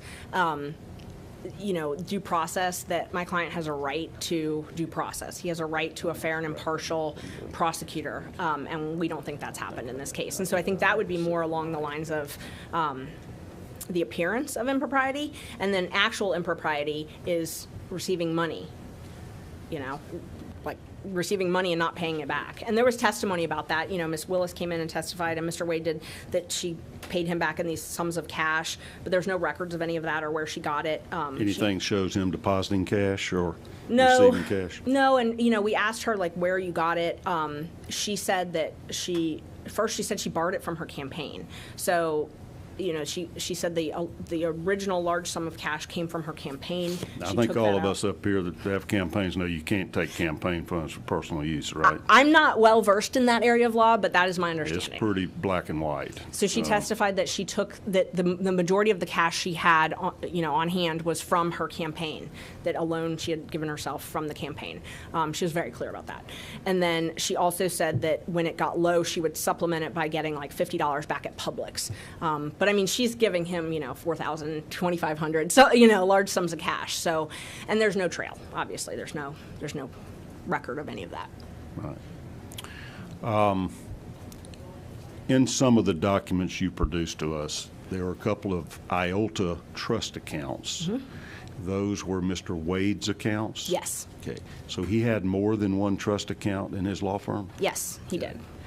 And did you find any discrepancy or whether these funds were deposited there?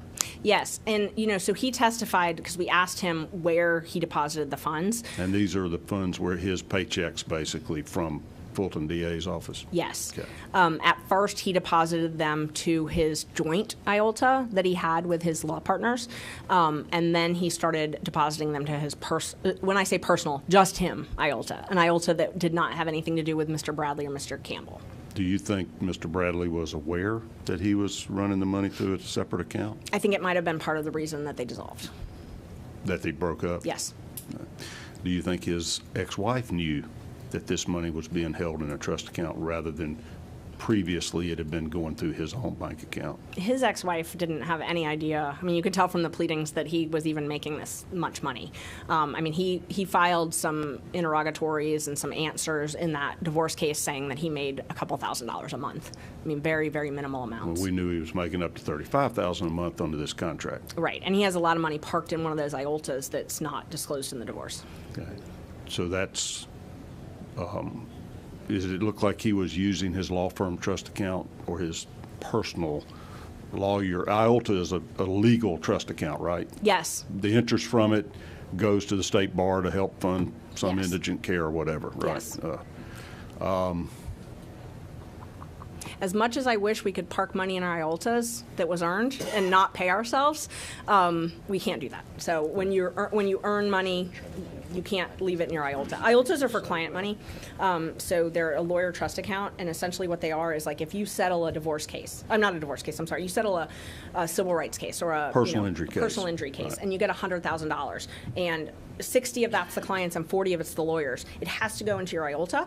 It sits there until you clear the case out. You've settled, you finalize the case, you send a settlement letter, you get the amount, and you have to put it in your actual business account, and then the client gets their check for their part. So IOLTAs are very highly regulated by the state bar. They can't commingle funds. It can't be earned money. It's got to be money that's not earned.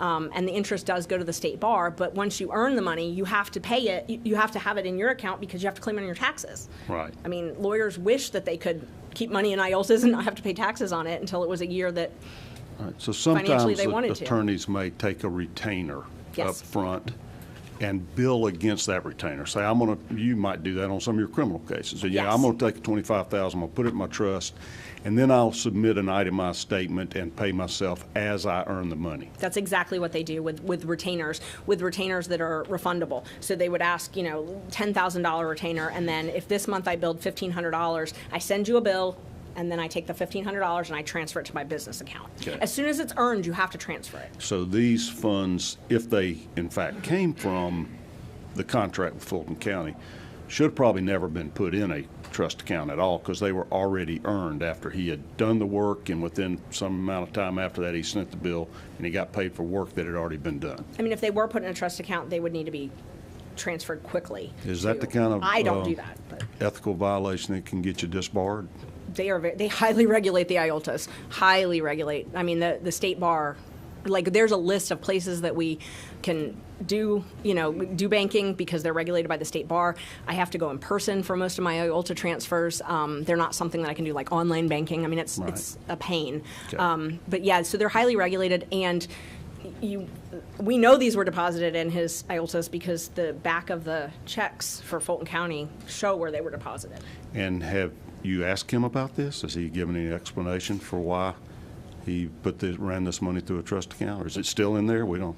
I mean, the last I knew, he didn't give any explanation. I mean, he just said that he pays for everything through his business, and then he basically just said his accountant figures it all out. Okay. I know you have a court appearance this afternoon. You've been very patient with us. I'm going to give Senator Harold Jones an opportunity to ask a few questions. Under our rules, we do allow at least one member of the minority party to participate. And Senator Jones, you're not time limited. If when the buzzer hits and you've got to go to court, you tell us, but I feel like we got at least 15, 20 minutes. Oh, you definitely do, and I'm happy to answer any questions you have. My court's at 115 in Fulton County, so, you know, if I get in trouble, if you can call the judge, then I'm fine. Number 9. You got it. I just wanted to go back to the issue about the conflict, because I think that's kind of what brought us all here to some extent. On one issue, in your brief, the most recent one that you filed. The second one? Right. Okay. On page 21 of that, you went ahead and acknowledged that the aspect about him not signing, I believe, or being duly authorized to be a prosecutor, that's already been handled in one court, but you're still bringing that issue back up. But it has been decided in the negative. In one court, of course, you are still bringing that issue back up. Yeah, so you're talking about the oath? Right. The oath issue. Yeah, so Manny Aurora was working on this issue early on, and he filed a motion about the oath. At the time, it hadn't been filed. And in and of itself, that's not, you know, that's not filing an oath. That's not going to get rid of a case. That's not going to disqualify in and of itself. Clearly, the judge told us that in an order. But I was trying to paint the entire picture and how I felt that it was relevant, you know, and it definitely is not a ground that I was arguing for disqualification, but I felt that it was relevant because it shows that they were hiding this relationship, and all the evidence indicates that. Right, now I was just kind of showing why I'm moving on to this next particular point here, which goes to page 24 of your brief, which deals with, I think, the thing that's really out there in the media, which deals with the relationship and aspects of that in some kind of way this creates a conflict of interest. And, of course, the judge is going to rule on that, but I still think it's important to kind of go through it. And you cite the case of Whitworth versus State. What in that case actually applies to this particular case? I don't know if I'm looking. You said it was the last one that I filed? Yeah. So February 9th. Yes, page 24. Page 24. You said Woodward? Whitworth. I don't see Whitworth. At the bottom, Georgia courts have developed their own standard for disqualification of prosecutors. That's not my page 24. You must be looking at a different, the one that was filed February 9th at 3:47? Ms. Virgin, we can't hear you. I'm so sorry. Just I'm so pull sorry. the microphone just of a little bit course. closer to you. Yes, I want to make sure I'm following the same one. You're talking about the defendant supplemental reply that was filed on February 9th at 3:47? No, let's go back. Okay. Let's use your first one. Okay. Okay. Okay. Yeah. One that's a little bit more. Okay. So that one there on the Whitworth case. Tell me how that actually impacts this particular case. Which page are you referring to? Page 24. Page 24. Okay.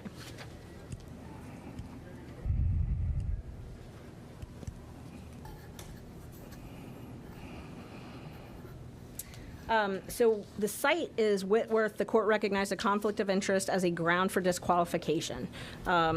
Held to arise where the prosecutor had acquired a personal interest or stake in the defendant's conviction. And I don't, you know, I wish I had that case in front of me. I don't have the case in front of me. But essentially, to answer your question, that first of all is physical precedent only. So Right. yes, and we But you did cite it. and said Right. that it's physical Yeah. precedent only. And you're using that as the basis, really, to say it's a conflict. There's no other case law that you actually use in this particular brief to say it's a conflict other than Whitworth and also amusement sales, which deals with contingency fee. Right. And so in Whitworth, and I have the case if you want to go through it, it actually talks about that there's ways of citing the conflict. Right. Number one would be if he had or prosecutor had actually spoken to the defendant. Has that taken place? No. Okay. Second, has he represented the defendant? No, he hasn't. There was a motion early on.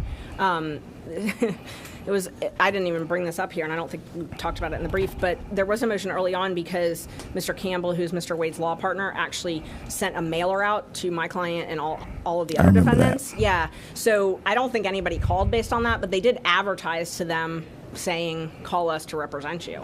And then they came with the third, which says there has to be a personal stake in the defendant's conviction. Right. So is that what you're relying on there, that there's a personal stake in his conviction? No, in the prosecution also. So, and in that case, that's physical presence only, and I don't remember the specific facts of that case, but it's not just a conviction. And obviously, the state wants it to be just a conviction, and we argued this extensively over 3 hours, I think, in front of the court. But it's also a personal stake in the prosecution, and that was an amusement. Prosecution in that case, that was a contingency fee case. So That's that was correct. Completely different. Yeah. And so in amusement, it was a contingency fee case. So they had a personal stake actually really in the conviction, because they only received the contingency fee when the conviction happened. Right. So what you're really saying is that they had a personal stake in just bringing the case, because he can't have there's no personal stake in the conviction similar to amusement, correct? Well, so amusement's a little bit different because there is no conviction in a forfeiture action. Correct, but they're going to get money if they win. Right, but there's no conviction. But they're going to get money if they win. That's the key. They get money if they keep the forfeiture. So it's where that was a forfeiture case. I think that was like game slots. That's correct. Yes. But they get money if they win. Right. But that's the only way they get money. Yes. But they don't get money for bringing it. So I just wanted to make sure it was clear. Right. That was not conviction, because you can't have a conviction. But they only get money if they're the victor. He's receiving his funds. Mr. Wade is receiving his funds because he's billing because the case is going on, correct? Oh, yes. Not because he wins a case. No, he can lose the case and still Absolutely. Make a ton of money off of it. So what you're saying is the actual conflict is just bringing it. No, the actual conflict is, oh God, that's a long answer. The actual conflict is lying on your disclosures about how much money I'm talking as far as this issue is concerned right here.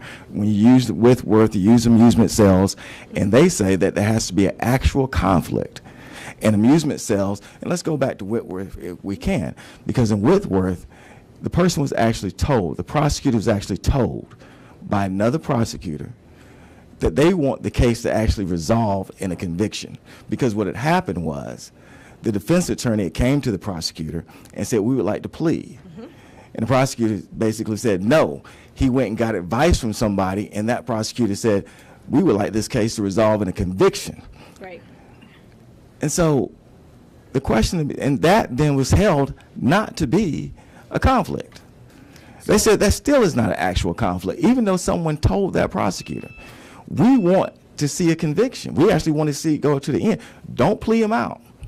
And the court said, no, that's not an actual conflict, because what you have to show is there's an actual unfairness to the defendant in the trial. Right. Can you point to any unfairness in the trial that's taking place? It's not in the trial, so it's not limited just to the trial. But to answer the first part of your question, when you were asking about the conviction of personal stake, Ms. Willis has made numerous public statements about her interest in a conviction. There's some emails that had been admitted as part of it, as part of some of the exhibits in the case. There's a lot of pleading, so I don't know which one exactly, but talking about her desire for there to be a conviction and jail time. And then in my case, for example, so Mr. Wade offered my client misdemeanor probation. So we were the first people to get an offer. And we said no, we wanted a dismissal because he was not guilty. And that did not happen. So obviously there's an interest in him being convicted of something, because when the plea offer was for him to pay a $5,000 fine and have a misdemeanor. So in reality, because you said that he wanted to extend the case out, he was actually trying to end your client's case. With a $5,000. But it was going to end. It would be no more billing on that case, because earlier you said that you believe, which was total speculation, that they created this case against your client to do more billing. And what you're just telling me now is that he was willing to stop his billing because he offered your client a misdemeanor and you rejected it. You're the one who's continuing the billing.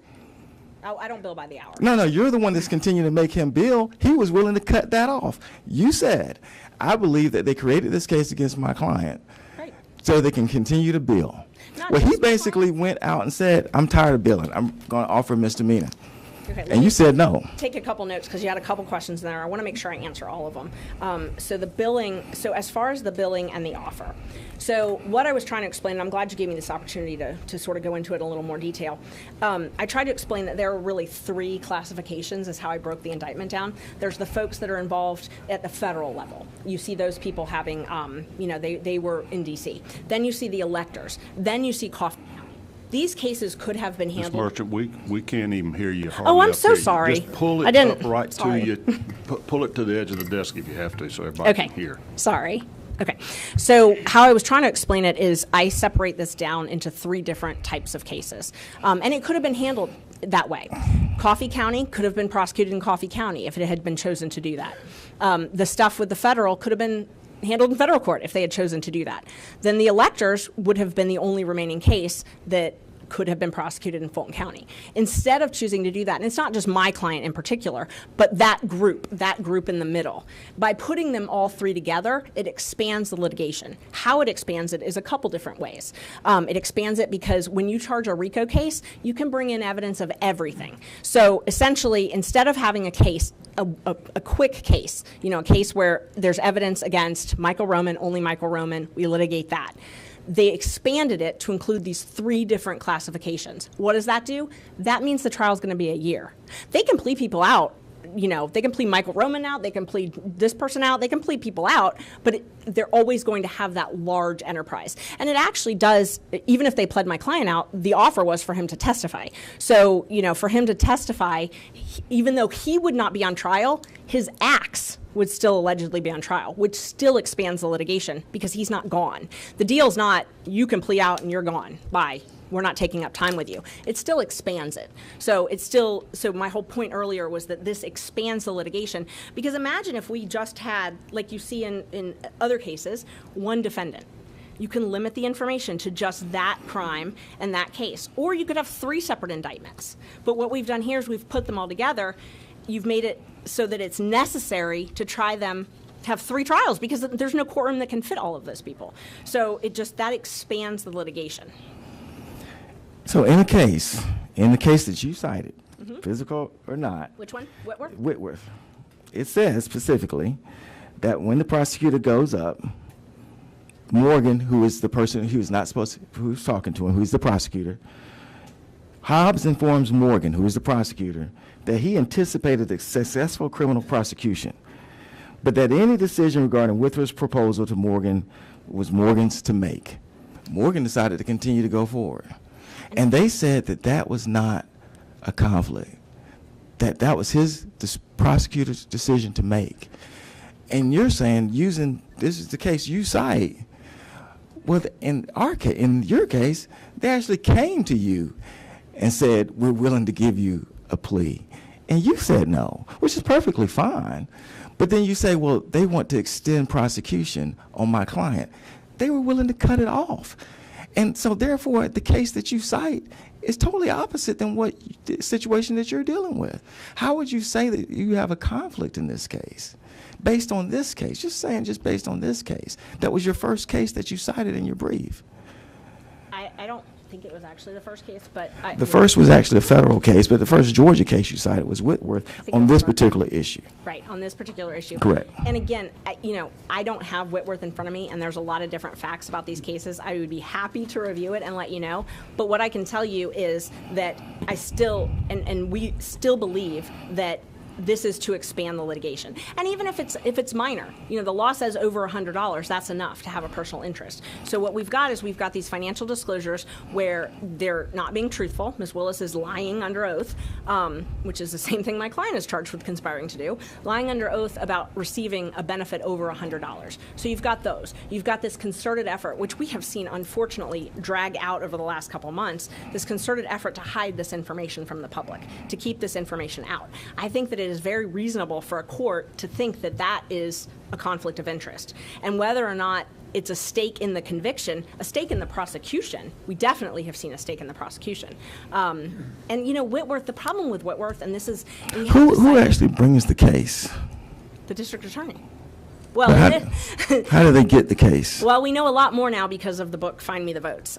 So we know a lot more than we normally would know. So, and that's one of the things that I talk about in my motion. In this case, it was actually Nathan Waite. So he's the one that he presented most of the witnesses, How was your client charged? How are these clients charged? My client was charged just in the actual grand jury. Okay. Yeah. So a grand jury. Yes. Okay, so we had a special grand jury, and then you had a grand jury. Yes. Who made this determination? Well, yes. They made a determination to bring charges, basically. To indict, correct? Yes, and I. So are they part of all of this? No. But I've never had the privilege of being inside of a grand jury, but I have heard a lot about what happens inside of a grand jury. It is a witness who comes, and in this case, it was actually the investigator for the DA's office. So just understand this. It is a very low standard of proof. It's probable cause. I have had clients who were dead indicted. I actually had a lawyer that I worked with at the public defender that was indicted along with his client because the DA presented an indictment that actually had the lawyer's name on it by accident, and the grand jury indicted him. So you're saying the grand jury has flaws? 100%. Oh, so would you think it'd be better for just the prosecutor to draw the accusations? No. So the grand jury. I know you guys have a bill doing that right now. No, I definitely don't think so. The grand jury is better than no oversight. Correct. Definitely, but Right. it's a continuum. So my point in bringing that up is the grand jury is not perfect. The grand jury is. I'm not allowed to be part of the grand jury. It is not what I would call adversarial. So the grand jury is one-sided. They only hear from the prosecutor. And they hear hearsay. So in this case, using it as an example, the investigator for the DA's office listened to all the January 6th testimony, read all the testimony, went in there and summed it up for the grand jury. They present, the grand jury doesn't draw up the indictment. The prosecutor brings that indictment, and then they vote, and it's a majority. So all they have to do is a majority vote, and it's by a very low standard. It's a probable cause, which is about 25% proof. So you've got hearsay, you've got a witness who hasn't actually witnessed anything personally, you've got a standard of 25%. I think there should be much more safeguards on the grand jury process, personally, but that's for another day. So you went through special grand jury and they made their recommendations. Then went to a grand jury and they, of course, made their recommendations. And how many persons have actually pled in this particular case? 2 or 3. 2 or 3 already. And they were lawyer. Well, there was one. So the first gentleman who pled, he was a bondsman, and he was not, because of the state law for bonding agents, he's not able to actually run his business while he's on bond. So he had a significant financial interest in entering a plea early on because he was essentially couldn't work if he didn't enter a plea. And I mean, he got probation. It was not what you would imagine in a huge racketeering case. You would not imagine probation and a $5,000 fine. The other 2 people who pled are both lawyers at the end of their career, and I can imagine when I'm close to retirement and I have my retirement funds, if I would want to spend them on a criminal trial or spend them seeing my grandchildren, I would spend them seeing my grandchildren. One of the things we've been talking about is Mr. Wade's kind of qualifications. So, Oh, yes. But you did mention early on that he was very instrumental in the special grand jury process. So he's been there. He's been part of this process. Oh, you can see that by his bills, yes. Right. So other than just his bills, you said that you recognize that he's been part of the process. So even though he's very, I guess, what everyone's saying is inexperienced, he was able to go to a special grand jury and get their positive recommendations, I guess, from state side. He's able to go to a grand jury and get indictments, which is positive for the state side. And he's actually had some persons actually plead guilty. So this inexperienced former assistant solicitor, I mean, he's not doing too bad, is he?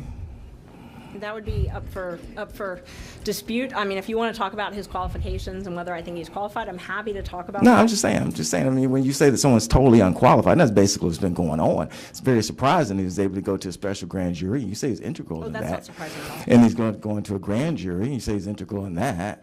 Then why even say that he's unexperienced and he's getting people to plead guilty? But basically, you're saying those are just lawyers that don't want to do anything anymore, and they just pled their clients guilty. No. I understand. No. So the special purpose grand jury, first of all, remember my client was not recommended as far as that. I understand. And the special purpose grand jury, I've had the opportunity to read a lot of the transcripts from that. It's direct examination. So you're bringing a witness in and you're talking and you're saying, tell me what happened. So he did that along with Mr. Wooten, and he never did it all by himself. He definitely led it, but Mr. Wooten asked a lot of questions, and there were some other prosecutors in and out, but he was always there.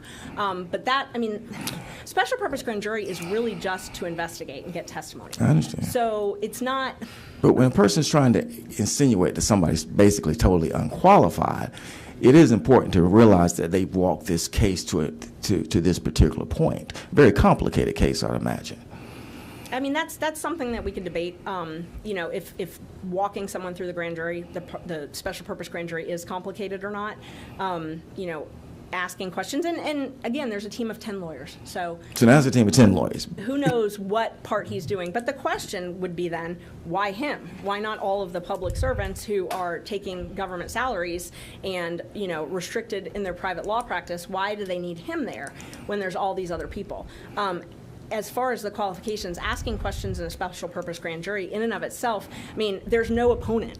There's no adversary. There's no judge. Once it became adversarial, you've had persons start pleading.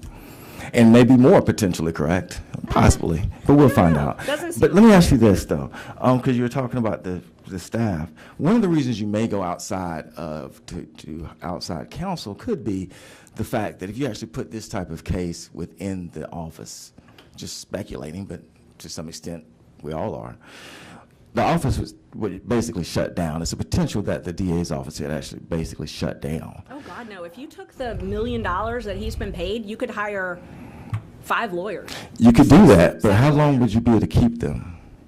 In other words, if you hired 5 new inexperienced ADAs, they're not tackling this case. And also, well, the inexperienced ADAs are not going to make $200,000. So if you're hiring inexperienced ADAs, you'd probably be able to hire 20. But that's not what. But the key thing is that job that you're talking about that you're going to hire with that, with the $1 million that you'd have paid him. Yeah. If that's your theory on it, that's not going to stay. That's not necessarily going to be long term if you're just you're just saying the money you paid him, you could have done this. Because his is a short term kind of situation. His is on contract, so it's short term. It's not a long term contract. It's not going to last for a person's career. So I understand the back and forth when persons were saying, well, they could have used this money for that. But that money was delegated for him on the short term project, so to speak. So it's not anything that a person would come in long term and actually necessarily do. But at the same time, that would be up to the district attorney to make that decision, how she's doing that. I just make the point that so far, from a district attorney standpoint, I would say that they probably believe that so far the case is successful. And we can argue about what's qualified and what's not, but certainly I think that they would argue at this point the case has gone from a successful pattern for somebody that's been denigrated and said is totally unqualified. I did want to go into these trips. How much was the money? Go ahead. Thank you. Was that a question? Because I'd like to respond if it is. Yes. Okay. I took notes because there were a couple different questions in there. So the first one, you said about how much money. So Ms. Willis had stated that it would be between $3 or $4 million to actually pay Mr. Wade completely to prosecute this case. So you'd be able to hire a number of prosecutors. Some of them do come and go, but most of the prosecutors we've seen on this case have been there since the beginning. So, you know, unfortunately, these cases take time, so people may leave. You also asked me about that this money was delegated for this, and I just wanted to make sure that my testimony was accurate. This money was never delegated for this. The county did not ever delegate this. The county was not involved in that at all. Ms. Willis is the one that decided, and there's no budget. There's no transparency at all on this. She does the contract with him, and I believe you showed those contracts. So in that sense, is delegated to him because that contract can end at any time. She could say, hey, the contract, because he works at her pleasure. Oh, yes. So that contract could actually end at any time. That would be the point. Yes. On the trips, how much total were the trips? About $20,000. And I think it was about $17,059. But even if we say $20,000, what was the average cost of each one of those trips? I don't know. Well, Unfortunately, they did not provide all of the records, so I can't tell you exactly. All I can tell you is what Mr. Wade charged on his credit cards. I can't tell you. Most of it was paid in cash, so there's no record. So I wish I could tell you, but. Going by your slide, one was $3,335, one was $4,453. Which one? Hold on, I want to make sure I'm clear on each. You had 6 trips. Okay, but which trip are you talking? Well, you said one is 3,000 something. I want to make sure I'm clear. Yeah, put it back up for me, please. Yeah. There we go. Okay. So the first one, Royal Caribbean, $3,335, Aruba, $4,453, and then we see the next one, and then the next 2. How would that compare? I mean, why is that so unusual on price points so far as trips are concerned? No, I mean, I don't think so. The Royal Caribbean, so I can tell you because I know these records really well. I mean, Royal Caribbean, I specifically kept out the money that he spent on his mom's cabin. So they had 2 cabins. His mom had a cabin. They had an oceanfront balcony. For the Bahamas, I think oceanfront balcony is probably upper middle, but I don't know that it matters. Flew comfort class. not unnormal for a lawyer. You know what maybe the average American spends on vacation? Not this much. You don't think? No. Have you looked? Huh? No, I haven't, but I would imagine most of the Fulton County taxpayers would love to go on any of these trips. Well, you know, if you, since you speculate a lot, I could speculate and say that you did look, and that's why you didn't put it in your brief. I did because not. Forbes actually says that the average is about $3,700 that a person spends on a vacation. For a single person or a family? Family of four. Well, at that time, they were taking 2 and 3 at the time. That makes so sense. That makes, that's about no, normal. hold on. I want to make sure that's clear. You said they were taking 2 or 3 at a time. All of these, I made very certain that my numbers only included the 2 of them. So the one trip that they took But his it's mother on. 2 adults. 2 adults, yes. It's nothing extraordinary. So you said $3,700 for a family of 4. That Right. does not surprise me. For families that can afford to go on vacations, does not surprise me. So it's basically what the average American would do. So that's Yes. this is half of that for 2 people. So you said $3,700 for a family of 4. This is for 2 people, Right. It's just 2 people. right? So Yes. yes. So it wouldn't necessarily be average. It's 2 adults. Bottom line is it's not extravagant. It's not lavish, is it? The law only says $100, so. But it's not That's lavish. one of the reasons I didn't include all the Ubers. I quite frankly didn't want to do the math, but there were a ton of Ubers on each of these trips. There was a hotel at the beginning of the Royal Bahamans. I didn't include that. I didn't want to do the math, and I also did not want to. And how much does Ms. Willis make? 200 and something thousand a year. And so your It's in my brief. your argument is that a person who makes $200,000 a year Mm-hmm. is actually setting up prosecutions to go on a trip that costs $3,500. That's your argument. No, not in isolation. I mean, you're talking about in isolation. No, That I'm in not talking about in isolation. I'm talking about what's in briefs. I don't know what else you may be speculating about. I'm just talking about what's in briefs that says this is the benefit that she got. And all I'm saying is that I got a person who's making $200,000, and the benefit that you're putting into the briefs, not what you may say that you may find elsewhere, but the benefit in the briefs is I go on a trip for $3,300, $4,400, and they have made up all these prosecutions to go on a 3-day cruise for $3,300. I mean, that's your argument. That's your argument, that's your argument. That's not. That's in the brief. That's not our argument. So, we did What else argue is for in the about brief? 3 hours. What else is in the brief? What else is in the brief? Yes. A lot of facts, a lot of law. No, as far as actual financial benefit. So the financial benefit that I put in the brief was what I could prove. I did not want to have any, as you call it, speculation. I did not want to speculate about anything else. So I did not know if Mr. Wade paid for an Uber that Miss Willis was literally sitting in at the same time. You can kind of assume, because it's from the airport to the hotel, but I did not want to speculate to that. So I didn't include those in the numbers. So the hard numbers in here are all of these numbers that are That's on what's trips. in the brief. Yes, the ones Right. that I actually had hard numbers that I knew that she had. Yes, that's in the brief. In our business, we deal with proof, and so that's the proof that we have. Exactly. That's what I That did. person Yes. is doing all of this for that. Right. Okay. Oh, yeah. I And understand. so what I included was what I had the actual hard proof of. And then some of it's attached to the brief. Some of it I got by subpoena. So some of it is actually exhibits that were admitted. I think I submitted to you all the certified business records from a couple different travel agencies. Those are actually admitted. And there were a lot of other receipts that I had that I did not know for sure if they were joined. And so I didn't include those. And I haven't And talked you about them shouldn't, today. correct? Exactly. That's correct. I 100% agree. So this is what we're dealing with. Yes, you're dealing with the stuff Okay. that's hard proof. Correct. That. So my next question then becomes, going to conflict as far as his salary is concerned, just curious. Is it the amount of salary that you really creates the conflict? I mean, because we get stuck on money a lot. So is the amount of salary that is creating this conflict in your mind? No, Or it's is the just the fact that fact that there- he gets any salary at all? No, it has nothing to do with that. I did not make any allegations against Mr. Floyd or Ms. Cross. It's the fact that they were sleeping together and he was paying for trips for them to go on, and they were hiding it from the Discussed. taxpayers. Which we just discussed that. That's why. So if there's not a trip, then you don't believe there's a conflict.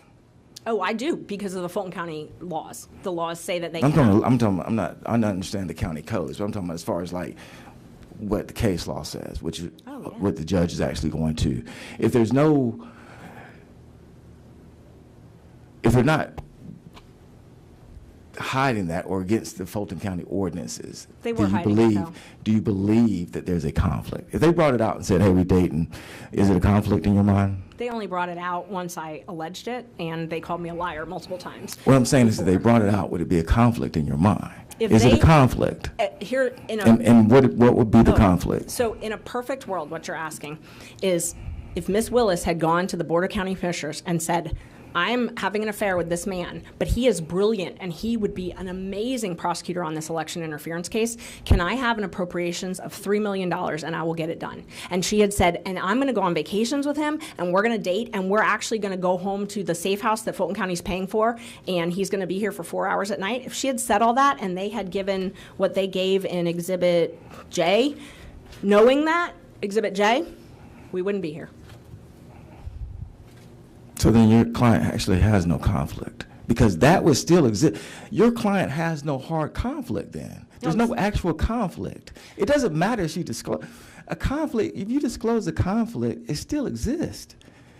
And that's exactly what they said in one of the cases that you cited.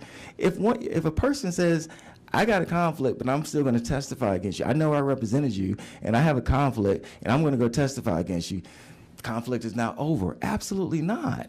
So, if you have an actual conflict where your client is harmed, just because they disclose it doesn't end that conflict. No. So what you're describing is not a conflict at all. You're just saying, I caught somebody, so therefore I'm going to create something and call it a conflict. You cannot waive a conflict like that.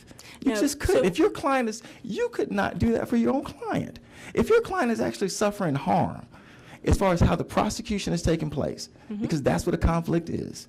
Just because she says, oh, I'm doing these things, you're not going to go to your client and say, you actually have actual harm, but she said it, so we're going to still go forward. That makes absolutely no sense. I'm sorry, I don't understand your question to me. I don't know what You you're don't asking. have a conflict if you're saying if she disclosed it, it would go away. Then there is no conflict. No. I did not say that. I said we would not be here if that had happened. Right, That's because what I you said. wouldn't claim there was a conflict. No, because we wouldn't be here because it violates so many of the Fulton County statutes and ordinances and the state statutes that we wouldn't be here because it wouldn't have been approved.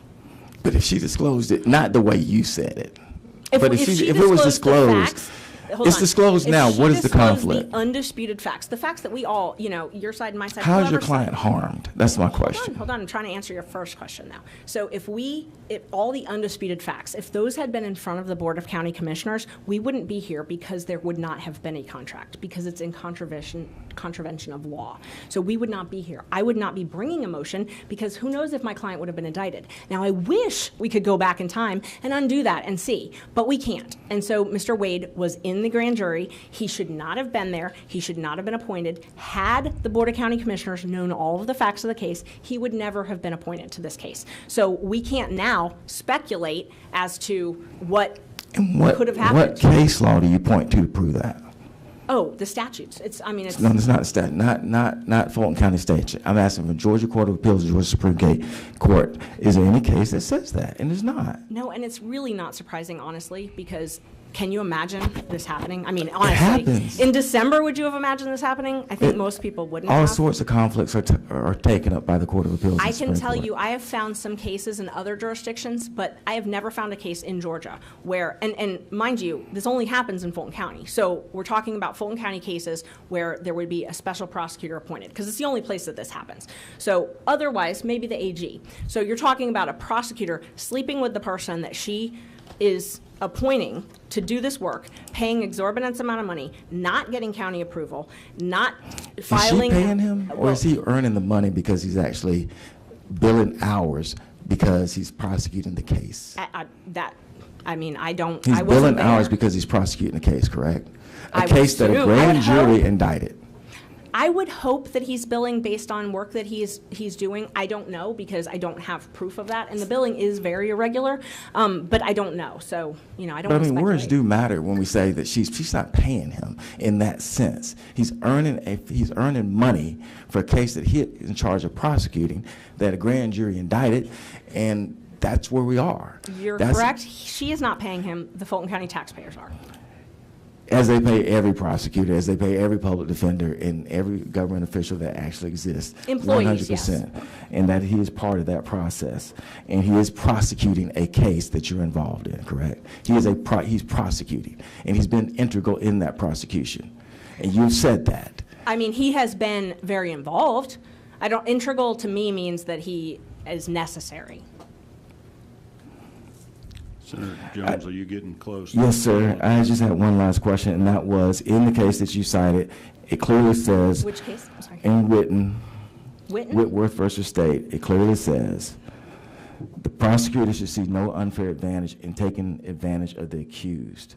That creates the conflict. What unfair advantage has he done in this case? And you've asked me a lot of questions about Whitworth. I would love a chance to read it if you have a few minutes, just so I can actually respond. I don't have it in front of me, and there's a lot of cases out there, and I want to make sure I respond accurately. Sure, I have it. Okay, fine. Yeah, absolutely. Thank you. I'm sorry. I'm one of those people, I'm visual. I like to see it. Do you mind? You guys are down to it. Thank you.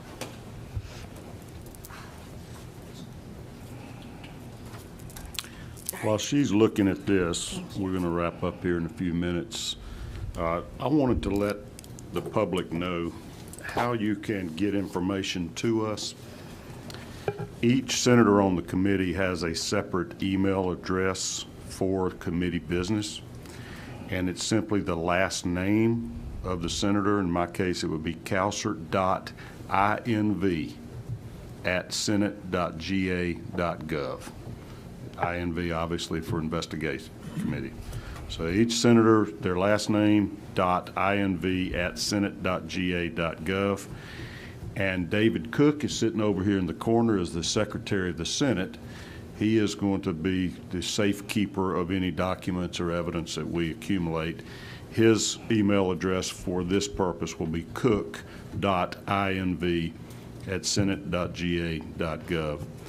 I've had a number of citizens that have reached out and wanted to provide information or be heard or testify possibly in front of this committee. And we are encouraging anybody that has input or information that might be helpful to us to provide it to a committee member, ideally to cook.inv@senate.ga.gov, because Secretary Cook will provide it to all committee members. We don't have a next meeting scheduled yet, but it will be no more than a couple of weeks away. Ms. Merchant, you may not be able to have completed your testimony today, and we may have to call you back for additional questioning after today, but I'm not rushing. Take your time, read that. Can it not be the first week of April? Yeah. Cobb County spring break, please. That'd be fine. Thank you. Okay, yeah, no, I'm so glad. So this is Morgan. When you said Morgan, it should have, J-Tom, it should have struck with me. I remember this now. So this case, so J-Tom was actually the district attorney when he first took this case, and he was not. Don't talk while you... Oh, I'm sorry, I forgot the microphone. I'm not good at that, sorry. He took employment later on. So the employment, so it's different than our case because he took employment later on. He wasn't actually paid hourly. He was a member of Prosecuting Attorneys Council, and I'm glad you brought that up because that was one thing that I didn't really go into earlier. The other way that counsel is usually appointed in these cases is the Prosecuting Attorneys Council actually appoints it, and that's what happened in that case. But they sometimes will pay an hourly rate if it's something that is needed, but in that case, he was actually the district attorney in another county. And that's what I've experienced before. So the 2 times I've had special counsel, it's been because it's somebody from outside in another jurisdiction that's brought in. So that's what happened in this case. But then he took a job later. The other big difference with that case, and this came up in our oral arguments with the judge, that's a post-conviction case. The standard of review is very different post-trial than it is pre-trial. We're in a pre-trial posture. And we talked about that because the judge asked us a similar question about how to distinguish that. That's the big issue, and the judge pointed that out. That is post-trial. Post-trial, we have harmless error review. it's not a great review. So, it's just like ineffective assistance of counsel. If you stop the harm before it happens, it's a different review than if you fix the harm after it's already done. It's really hard to overturn a conviction once the conviction happens, and that's what you have there. But in this case, they never got to the harmless error because they said that no conflict existed. I understand what you're talking about by the harmless error, but they never discussed that because no conflict existed. And you're right, it is post-conviction, but bottom line is you really did not address the aspects that I was talking about when they say is a conflict, and it's not me putting this case in talking about a conflict. It was the case that you guys actually did cite. With that, Mr. Chair, I yield. Well, can I at least answer that question? Sure you can. We definitely cite it because we have, both myself and my husband have a very strong policy of citing everything. We don't hide cases. So if there's something that's adverse to our position, we're going to cite it and we're going to explain it. We don't hide behind it. So we cite adverse authority all the time. Adverse authority, but that's fine. The oral arguments that we did, that was how the oral arguments started. So. All right, so that line of question deals specifically with the legal principles involved in your motion to disqualify. As I understand it, you're not really claiming a conflict of interest between defendants, et cetera. It's the conduct of the prosecutor. Yes. That Yeah, there's is no improper conflict. Conduct. Yeah, we're not talking about the conflict between defendants. We're talking about the fact that the DA's office failed to follow state law and get an approval, failed to follow county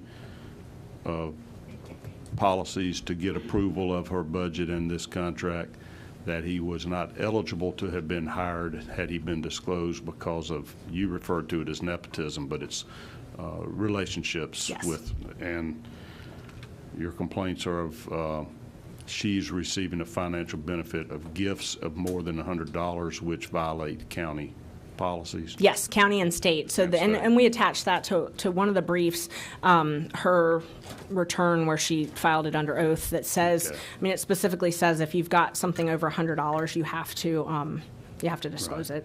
And here it is. It's so it's called the Fulton County Income and Financial Disclosure Report, and that says, and it says pursuant to Section 2-79 of the Fulton County Code of Ethics, that anytime you've got each gift or favor from a single prohibited source in the aggregate amount of $100 or more. And then it says, for purposes of this section, gift and favors means anything of value given by or received from a prohibited source. Prohibited source means any person, business, or entity that the involved officer, so Ms. Willis, knows or should know is seeking official action or seeking to do or doing business with the county. So obviously that would apply. Okay. And failing to respond to your open records request and potentially giving false testimony under oath if your version of facts is proven to be true. Yes. Okay. Keep us posted. I guess we'll keep reading the press as to how your case progresses, I guess there. I'm troubled about this Find the Votes book. Are you saying that the prosecutor has been discussing an ongoing prosecution and her prosecutorial strategy and indictment strategy to authors of a book during the course of the prosecution? Yes. And that book is now come out? It is. I don't think I brought it with me. No, I have a copy. We admitted a copy at the hearing. No, it's out there. It was published. Is that a violation of ethical obligations in some way to be publicly discussing, just like the public statements you made about the guilt of a defendant, et cetera? Yes, definitely. And we alleged that and argued that as far as forensic misconduct. It's very surprising, shocking, and I don't know that there's a ton of cases on it. But that book, also, we talked about it somewhat in our hearing because it goes into a lot of details about the financial troubles that Ms. Willis had prior to becoming DA. And so, it talks about that a lot. Okay. Is she getting a financial benefit from that book? I don't know. Is she getting a royalty or a payment for having been a contributor to it? I have no idea. Okay. But I know her dad testified that he was interviewed for it. He came to the district attorney's office and was interviewed for it as well. And I think that was when her dad first learned that she had dated Mr. Wade, I think. But I may be wrong. Or maybe that's the first time they met, something like that. All right. Well, thank you for your willingness to testify before us, and the documents you provided. We'll need some time to analyze and review those, and again, all committee members have access to those. At David Cook's office, he's got them literally locked up in a room.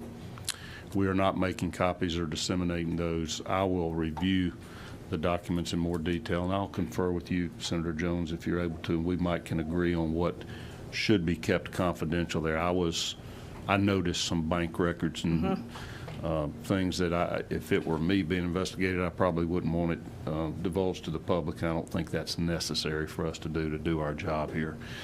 I do appreciate everybody's attendance, and thank you all for making time to be here on our committee day. We'll keep you posted for the meetings. The meeting is adjourned.